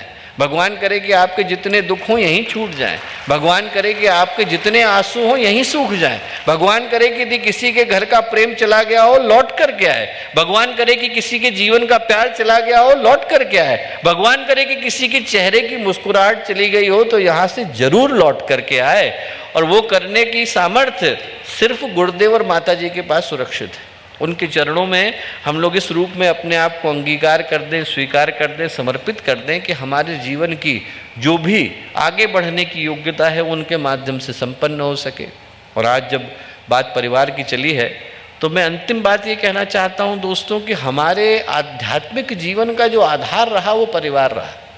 इस भारतीय संस्कृति की खूबसूरती रही कि हमने मनुष्यों में ही नहीं, सभी प्राणियों में, वृक्षों में, वनस्पतियों में, मिट्टी में, हवा में, नदी में, पहाड़ में, हर जगह में हमने भगवान की उपस्थिति को, परमेश्वर की उपस्थिति को, ईश्वर की उपस्थिति को न केवल स्वीकारा, माना, जाना, बल्कि अपनाया भी। जब ऋषियों ने कहा एकम सद्विप्रा बहुधा वदंती, वो एक ही है, पुकारने के नाम अलग अलग हो सकते हैं, तो उनका वो कहने के पीछे का कारण सिर्फ शब्दों को दोहराना नहीं था, उनके जीवन का हिस्सा था वो। जब श्वेत केतु को उनके गुरु ने कहा तत्त्वमसि सोहम अहम ब्रह्मास्मि, तो सिर्फ शब्द नहीं थे, उनके जीवन का हिस्सा था। जब महोपनिषद के ऋषि ने कहा यम निजः परोवेति गणना लघु चेत सा उदार चरिता नाम तो वसुधैव कुटुंबकम, शब्द नहीं थे, उनके जीवन का हिस्सा था। संत की कहानी आती, उनको मारने के लिए कुछ लोग ईर्ष्यालु थे, विरोधी थे, उनने एक हत्यारे को भेजा। हत्यारा जैसे ही गया और तलवार उठाई तो ऋषि ने आगे बढ़ करके उनके चरणों को प्रणाम किया। हत्यारा घबराया, पहली बार ऐसा व्यक्ति मिला है जो हत्यारे को प्रणाम कर रहा है। वो घबरा करके पीछे हटा, अरे आप हमें प्रणाम क्यों कर रहे हैं? ऋषि बोले तुम्हें प्रणाम कौन कर रहा है, तुम्हें तो हम जानते भी नहीं, हम तो उस भगवान को प्रणाम कर रहे हैं जो तुम्हारा रूप धरकर आज हमें ले जाने के लिए आया है। ये कहना था, हाथ की तलवार गिर गई, आँख से आंसू निकले, चरणों को छू करके नमन किया। हमारे यहाँ इस भाव को जीने वाले, इस भाव को अपनाने वाले अनेकों महापुरुष आए। राजभोग को त्याग कर भगवान राम ने शबरी के झूठे बेरों को स्वीकार किया। राजप्रसाद को त्याग कर भगवान कृष्ण ने विदुर के सूखे केलों को स्वीकार किया। कण्णप्पा को, अपनी आंखें बताने वाले आदिवासी कण्णप्पा को भगवान शिव ने इस शाश्वत सत्य को गहराई के साथ प्रतिष्ठित किया कि हमारी संस्कृति में सब बराबर हैं, न कोई ऊपर है, न कोई नीचे है, न कोई ऊंचा है, न कोई नीचा है, न कोई छोटा है, न कोई बड़ा है। और ये दुर्भाग्य है भारत का कि हम लोग एक दूसरे को जातियों में बांट करके बैठ गए। एक चित्त विनोदिनी में बड़ा प्रसिद्ध श्लोक आता है। प्रसिद्ध श्लोक क्या आता है? वैश्या गर्भ समुत्पन्नो वसिष्ठश्च महामुनि। वशिष्ठ महामुनि का जन्म कहाँ पर हुआ? किसके गर्भ में हुआ? दासी के गर्भ में किसका जन्म हुआ? देवर्षि नारद का। कुंभी के गर्भ में किसका जन्म हुआ? महर्षि अगस्त्य का। श्रृंगी के घर में किसका जन्म हुआ? ऋषि श्रृंगी का। छत्री के घर में किसका जन्म हुआ? विश्वामित्र का। लंबा श्लोक है और इस बात को सत्य बताने के लिए है कि जिनको हमने अध्यात्म का शिखर कह करके पुकारा, उनके साथ जब शास्त्रों ने भेदभाव नहीं किया तो हम भेदभाव करने वाले कौन होते हैं? ये भेदभाव को पैदा करने वाले कौन होते हैं? इस भेदभाव को हटाने के लिए गायत्री परिवार आया। गुरुदेव ने कहा नर और नारी एक समान, जाति वंश सब एक समान, मानव मात्र एक समान। ये जो सामाजिक समरसता का भाव है, जहाँ पर समता और ममता आकर के मिलते हैं, उन दोनों ही जगह पर यदि कोई एक शक्ति आकर के खड़ी होती है तो गुरुदेव और माता जी की आकर के खड़ी होती है। आज का जो दिन है वो याद दिलाने के लिए आया दोस्तों कि हम उस परिवार का हिस्सा हैं जिसका नाम गुरुदेव ने गायत्री परिवार दिया, और हमारा एक बृहत्तर परिवार है जो इस पूरे भारत के अंदर निवास करता है। उसकी जाति कोई, उसका वर्ग कोई, उसका वर्ण कोई, यदि उसका कोई एक भाई है, उसका कोई एक बहन है, उसके परिवार का कोई एक सदस्य है, तो वो गायत्री परिवार है। हर उस व्यक्ति का जिसको अपनाने के लिए कोई तैयार नहीं, उसको अपनाने के लिए गायत्री परिवार को तैयार होना चाहिए। उन सारे विग्रहों को हटाने के लिए हमें तैयार होना चाहिए जिन विग्रहों ने भारत के विकास को रोक करके रखा है। उनको हटाने के लिए गायत्री परिवार आया, देश को आगे बढ़ाने के लिए आया, समाज को जगाने के लिए आया, संस्कृति को उठाने के लिए आया, और गुरुदेव और माता जी को घर घर तक पहुंचाने के लिए आया। ये जो शंखनाद है, ये जो उद्घोष है, वो न केवल गायत्री परिवार के जागरण का है, बल्कि एक नवीन, नूतन, अभिनव चेतना के जागरण का है, जो समाज को ये बताने के लिए आई है कि सूर्योदय होने वाला है। व्यक्ति को तैयार हो जाने की आवश्यकता है। फलकों के पार, क्षितिज के पार देखने की आवश्यकता है। आपको वही पक्षियों की चहचहाहटें सुनाई पड़ने वाली है, महाकाल का स्वर सुनाई पड़ने वाला है, सूर्योदय की लालिमा दिखाई पड़ने वाली है, और एक नए संगीत का निनाद सुनने वाला है। आप में से प्रत्येक को इस सौभाग्यशाली अवसर पर यहाँ उपस्थित होने के लिए अनेकों शुभकामनाएं, शुभेच्छाएं, मंगल कामनाएं।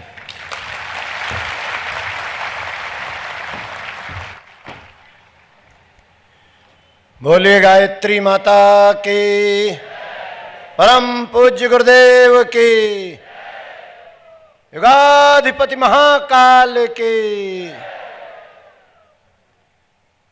आदरणीय भैया ने परम पूज्य गुरुदेव वंदनीय माता जी का प्यार हमारे आपके जीवन में घोला है।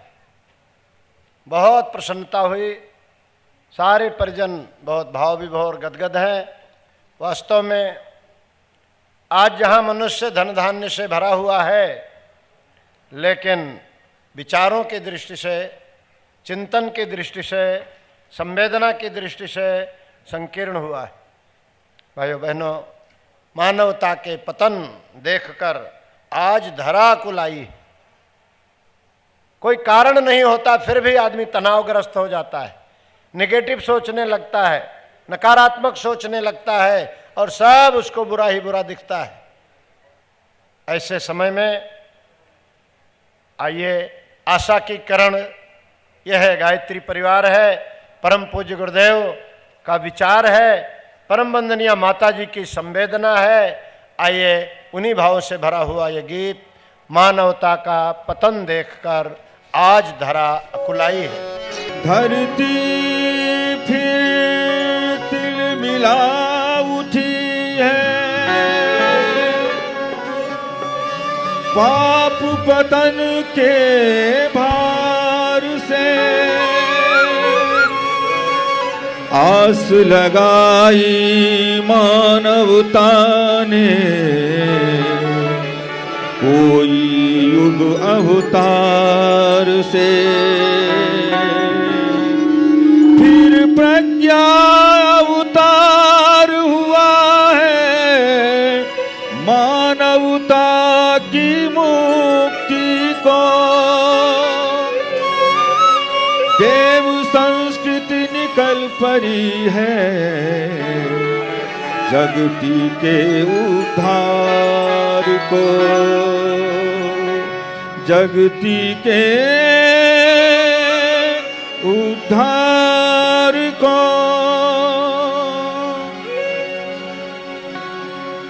मानवता का पतन देख कर, मानवता का पतन देख कर आज धरा कुलाई है,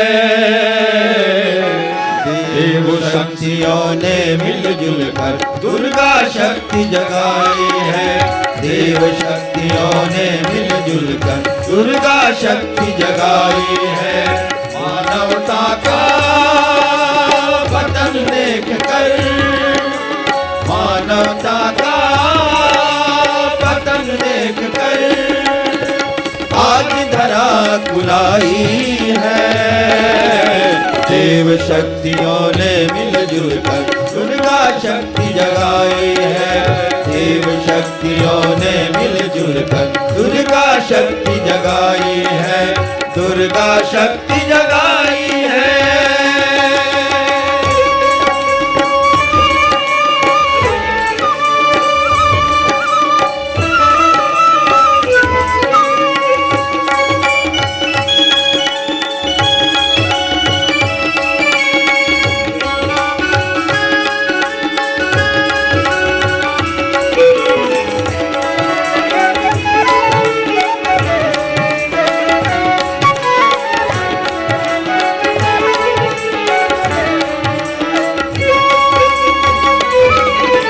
जब जब डगमग हुई धर्म की नाव भवन में ज्वारों में, विविध रूप में तब भगवान तुम प्रकट हुए अवतारों में।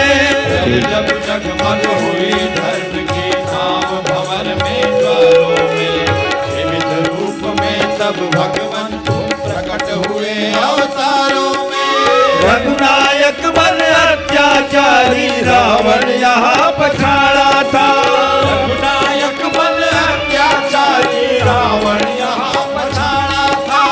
ईश्वर निष्ठा के अभाव में दंभ कंस का मारा था, ईश्वर निष्ठा के अभाव में दंभ कंस का मारा था। शाश्वत यही कहानी प्रभु ने, शाश्वत यही कहानी प्रभु ने हर युग में दोहराई है। देव शक्तियों ने मिलजुल कर दुर्गा शक्ति जगाई है। देव शक्तियों ने मिलजुल कर दुर्गा शक्ति जगाई है। दुर्गा शक्ति जगाई है।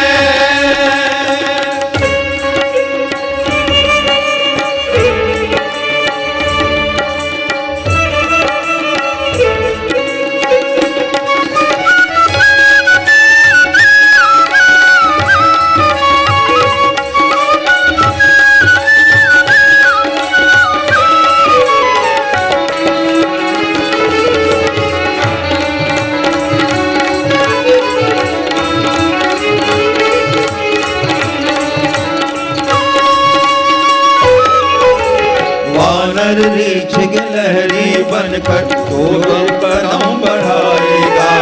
सेतु राम बांधेंगे निश्चित पुण्य वही पा जाएगा। वानर रीछ गिलहरी बनकर जो भी कदम बढ़ाएगा। सेतु राम बांधेंगे निश्चित पुण्य वही पा जाएगा। उठना है गोवर्धन लेकिन लाठी जरा लगा लो तुम।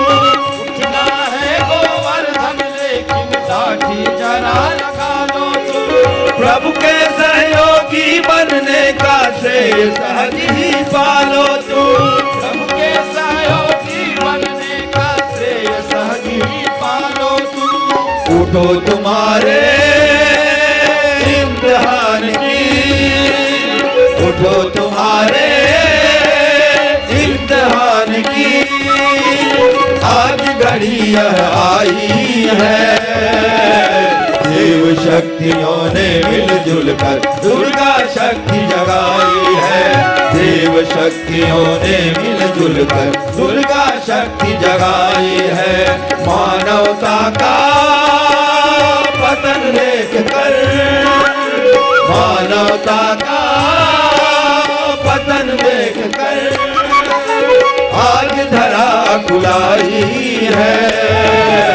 देव शक्तियों ने मिलजुल कर दुर्गा शक्ति जगाई है। देव शक्तियों ने मिलजुल कर दुर्गा शक्ति जगाई है। दुर्गा शक्ति जगाई है। दुर्गा शक्ति जगाई है। दुर्गा शक्ति जगाई है।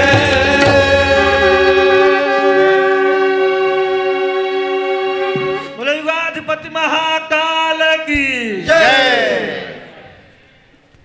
भाइयों बहनों, देव शक्तियों ने मिलजुल कर दुर्गा शक्ति जगाई है। आज बड़ा सौभाग्य है हमारे बीच में हमारी परम श्रद्धेया दीदी उपस्थित हैं। उनकी भाव संवेदना हम सबके हृदय में है।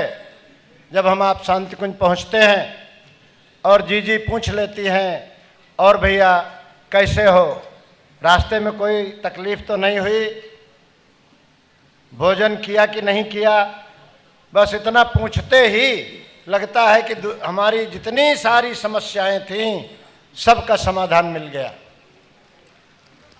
ऐसी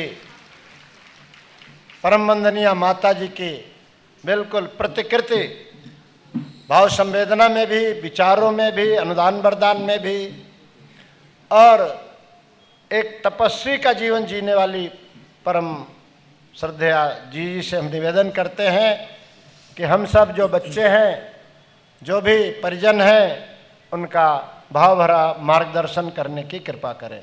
आदरणीय दीदी जी। गायत्री मंत्र हमारे साथ साथ। ओम भूर्भुवः स्वः तत्सवितुर्वरेण्यं भर्गो देवस्य धीमहि धियो यो नः प्रचोदयात्।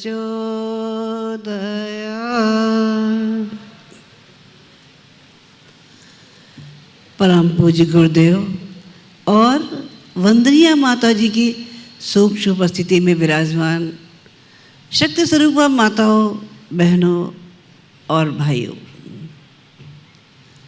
पुराणों में एक कथा आती है। महर्षि वेदव्यास एक दिन बहुत चिंता में थे। सारे पुराण लिखने के बाद, ब्रह्मसूत्र लिखने के बाद ज्ञान का अथाह सागर उनके पास मौजूद था, लेकिन फिर भी उनके मन में संतुष्टि नहीं थी। उन्होंने अपने गुरु नारद जी से पूछा, गुरुदेव क्या बात है, इतना ज्ञान का भंडार लिखने के बाद भी मेरे मन में संतोष नहीं है। नारद जी कहने लगे, बस बिना भावों को जागृत किए भक्ति नहीं मिलती, और भक्ति नहीं मिलती तो मन में शांति और संतोष भी नहीं मिलता। अब तुम ऐसा करो जिससे व्यक्ति की भाव संवेदनाएं जागृत हो सकें। और कहते हैं उसके बाद ही उन्होंने श्रीमद् भागवत की रचना की। इस संसार में 3 तरह की शक्तियाँ काम करती हैं। एक शक्ति का नाम है श्रम की शक्ति। जितनी भी चीज़ें हम देखते हैं प्रगति की, उसमें आदमी का श्रम लगा है। गुरुदेव कहा करते थे कि जब भी सबसे पहले पृथ्वी देखी होगी तो कैसी देखी होगी? ऊबड़ खाबड़ मंगल ग्रह की तरह से। फिर इंसान ने श्रम किया, सड़कें बनाई, मकान बनाए, खेती के योग्य बनाया, विकास की सीमा शुरू हुई। ये व्यक्ति के श्रम की बदौलत थी। और धन की शक्ति जो है वो श्रम की शक्ति के साथ चला करती है। दूसरी शक्ति है हमारी विचारणाओं की या ज्ञान की शक्ति। ज्ञान जिसे मिल जाता है वो हाड़ मास का पुतला देवत्व में शामिल होता हुआ चला जाता है। एक बहुत पुरानी घटना है, शायद आपने सुनी होगी, रामू भेड़िए की। 2 छोटे छोटे बालकों को मादा भेड़िया उठा के अपनी मान में ले गई। वहाँ पता नहीं क्या हुआ उसको कि उसने उन बच्चों को मारने की बजाय उनको अपना दूध पिलाकर पालना शुरू किया। बच्चे बड़े होना शुरू हुए। भेड़िया के बच्चे की तरह से ही उसके सारे क्रियाकलाप थे। एक दिन शिकारी वहाँ से निकले, उन्होंने देखा भेड़िया की मांद में इंसान के बच्चे। उन्होंने उनको पकड़ा, कोशिश की, वो भेड़िया की तरह से घुर्राते थे, चलते थे, उठते थे, सब काम उनका उन्हीं की तरह से थे। उनका जीवन बदल पाया? बदल नहीं पाया। वो जो सीख पाए उसी के आधार पे वो हुई। और ज्ञान जैसे मिल जाता है उसकी परम प्रगति की संभावनाएं बढ़ती जाती हैं। इन दोनों शक्तियों के बाद भी एक और शक्ति है जो इनसे भी परे है, इनसे भी ऊंची है। उसको कहते हैं भाव संवेदना। भाव संवेदना जिसकी भी जागृत हो जाती है वो मिट्टी के अंदर गुरु और पत्थर के अंदर देवता खोज लेता है। एकलव्य, गुरु द्रोणाचार्य मिट्टी के से वो सीख सके थे, वो धनुर्विद्या सीख सके थे, जिसको द्रोणाचार्य के प्रिय शिष्य अर्जुन नहीं सीख सके थे।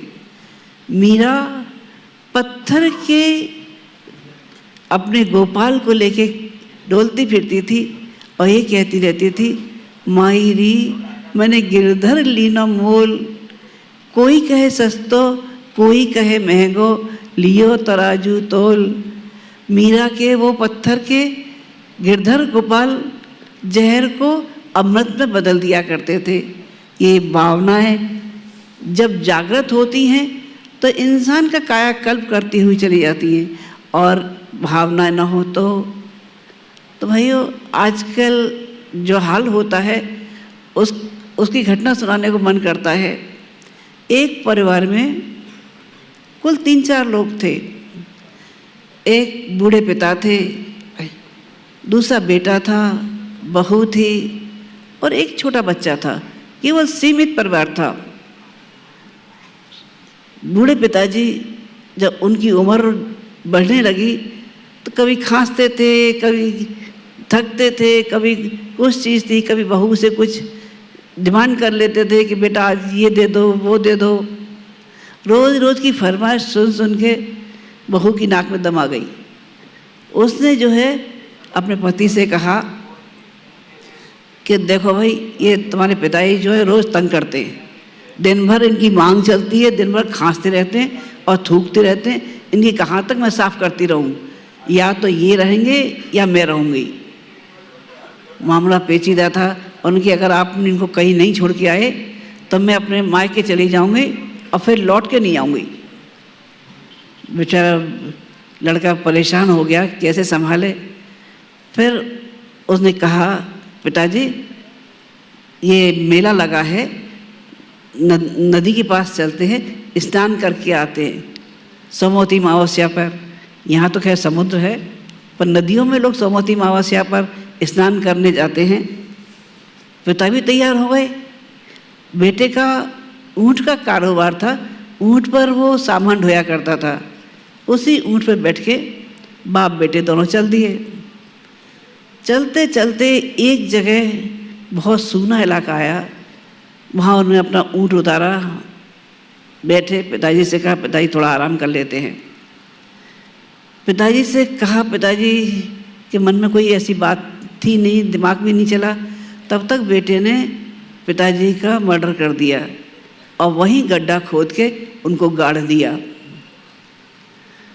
उसके बाद वो घर आ गए। घर आ गया बेटा।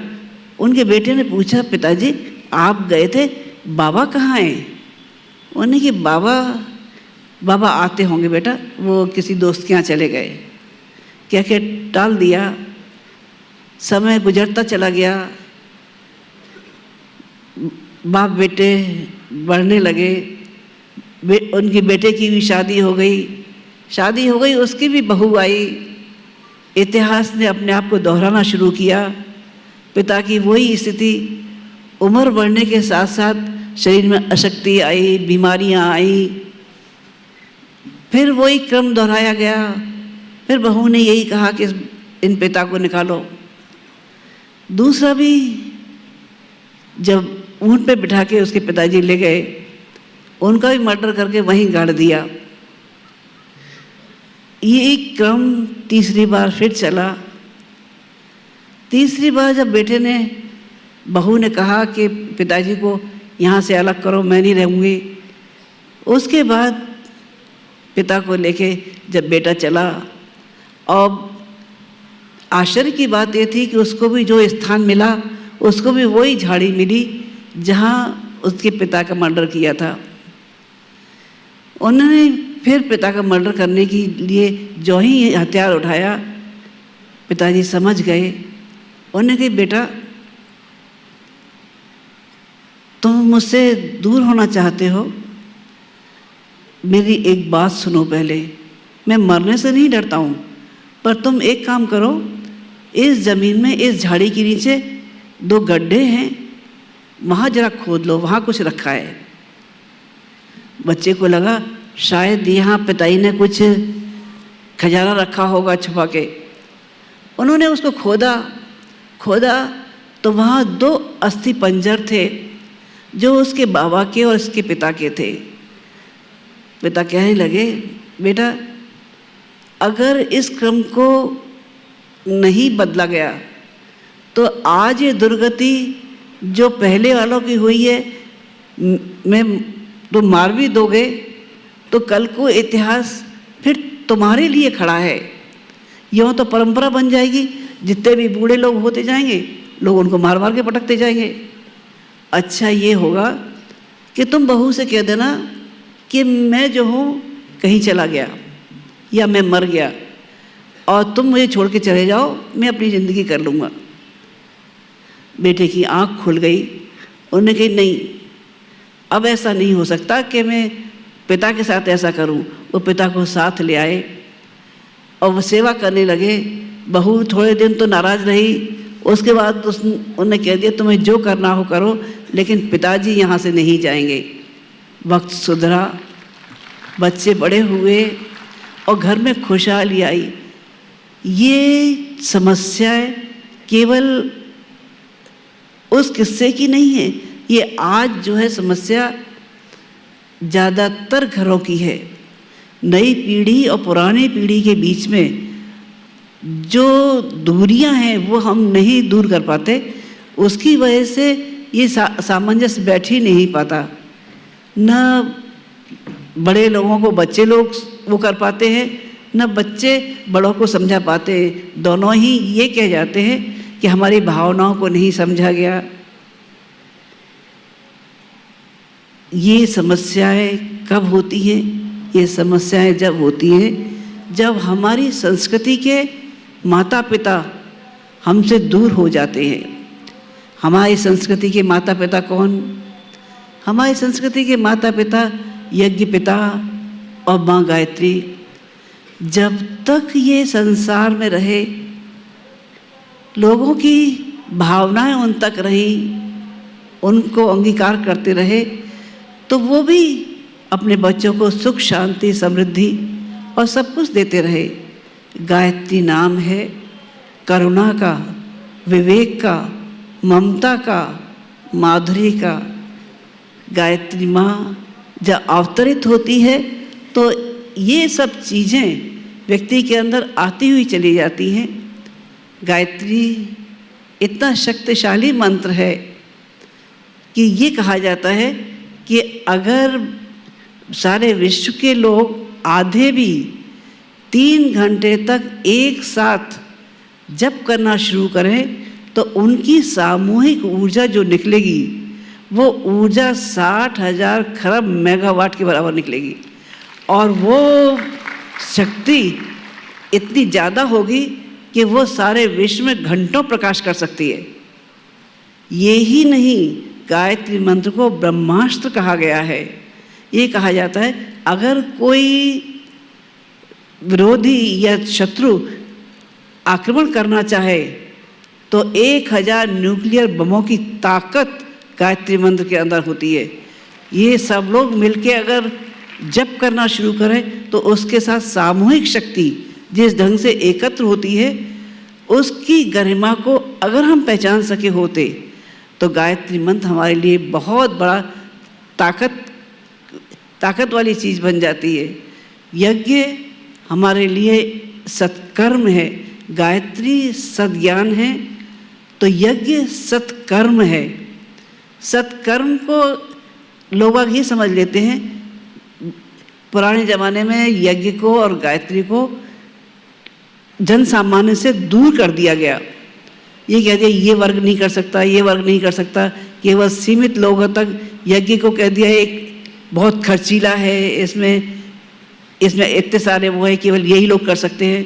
लेकिन यज्ञ सत्कर्म है, इस बात को कोई समझ नहीं सका। एक बार असुरों ने पितामह ब्रह्मा से पूछा कि पितामह क्या बात है, देवता और हम दोनों ही आपके बच्चे हैं, फिर आप उनको प्यार क्यों ज़्यादा करते हैं और हमको क्यों नहीं करते? ब्रह्मा जी कुछ बोले नहीं, बोले हाँ बता देंगे। थोड़े दिन बाद ब्रह्मा जी ने एक दावत दी, दोनों को बुलाया। पहले असुरों को कहा पहले तुम लोग खाना खा लो, उनके लिए सब दावत का सामान लगा दिया, बैठा दिया, सब लोग बैठ गए। जब वो खाना खाने बैठे और जैसे ही उन्होंने उठाना शुरू किया तो ब्रह्मा जी ने योग माया से उनके हाथ कोहनी से रोक दिए। कोहनी सीधी की सीधी हो गई। वो खाना चाहते, उठाते, ले जाते, मुंह तक मुड़ तो पाता नहीं था, तो सामान गिर जाता था, इधर फैला उधर फैला, आखिर में वो भूखे ही उठ गए। अब नंबर आया देवताओं का। यही बात ब्रह्मा जी ने देवताओं के साथ भी की, उनको भी बिठाया, भाई तुम लोग भी खाओ। जब देवताओं के भी हाथ कोहनी से बंध गए तब उनने सोचा कि ये जरूर पितामह की कोई माया है। उन्होंने देवताओं ने दोनों पास पास आ गए और एक की थाली से दूसरे ने और दूसरे की थाली से पहले ने, दोनों ने एक दूसरे को भोजन करा दिया। सब अच्छी तरह से खा के सबका पेट भर गया। ये सामूहिक सहकार जहाँ होता है वहाँ यज्ञ फलीभूत होता है। अभी तक यज्ञ का मतलब हम केवल हवन करना या स्वाहा करना ही समझते रहे, लेकिन यज्ञ का एक मूल मंत्र, मूल जो है उसकी, उसमें आता है यज्ञ आहुति देने के बाद इदम न मम, ये मेरा नहीं, ये समाज का है, ये देव कार्यों के लिए है। अब तक अपनी जिंदगी जी है, लेकिन ये समाज की जिंदगी जहाँ ये परंपराएं होती हैं कि हम दूसरों के लिए जीते हैं, वहाँ यज्ञ आदमी के जीवन में फलता हुआ चला जाता है। ऐसी परिस्थितियाँ राम के युग में आई थी। जब रावण पे विजय पाई थी तब भगवान ने अश्वमेधिक अनुष्ठान किए थे। अश्वमेध का क्या मतलब है? अश्वमेध का मतलब कोई घोड़ा नहीं, अश्वमेध का मतलब हमारे मन की कुविचार, दुर्भावनाएं और जो मतलब दुष्प्रवृत्तियां हैं उनको दूर करके समाज के हित में हम अपना कैसे योगदान कर सकें, राष्ट्र के निर्माण के लिए हम कैसे प्रगतिशील बन सकें। और यही शक्ति, यही बात कृष्ण के समय में भी हुई थी, तब भी ऐसा ही अश्वमेध हुआ था। अब राष्ट्र के नव निर्माण के लिए, राष्ट्र को संगठित करने के लिए, नारी शक्ति को ऊपर उठाने के लिए और नए निर्माण के लिए हम इस अश्वमेधिक अनुष्ठान में आए हुए हैं। भगवान करे आप लोगों का सबका इस अश्वमेध में आना सार्थक हो जाए। यदि हम उन गुरुदेव के उन संकल्पों को पूरा कर सकें जिनकी उन्होंने हमसे अपेक्षा की थी। यहाँ आए हैं जिन भावनाओं के साथ में आए हैं, भगवान करे आपके सारे भाव सब पूर्ण होते हुए चले जाएं। शांति कुंज में जब पहले आप लोग आते थे तो ये सोचते आते थे हमारे मन में पीड़ा है, पतन है, हम गुरुदेव से अपने मन की बात कहेंगे, माता जी से अपने मन की बात कहेंगे तो हमारे कष्ट दूर हो जाएंगे। लेकिन अब किससे कहें, क्या कहें? विश्वास रखना, शांति कुंज आपका घर, आपका द्वारा, आपका आंगन। जब कभी भी आप आएंगे आपके ऊपर गुरुदेव माता जी का प्यार भरा वरद हस्त घूमता हुआ चला जाएगा और एक ही बात कहेगा, बेटा तू परेशान है तो मैं कैसे सुखी हो सकता हूँ। मेरे तप का अंश, मेरे प्यार का अंश हमेशा मेरे बच्चों के लिए है। ओम शांति। अब आप शांति कुंज वीडियो यूट्यूब चैनल देखें कभी भी कहीं भी। डाउनलोड करें शांति कुंज वीडियो मोबाइल ऐप, उपलब्ध है गूगल प्ले स्टोर एवं एप्पल स्टोर पर भी।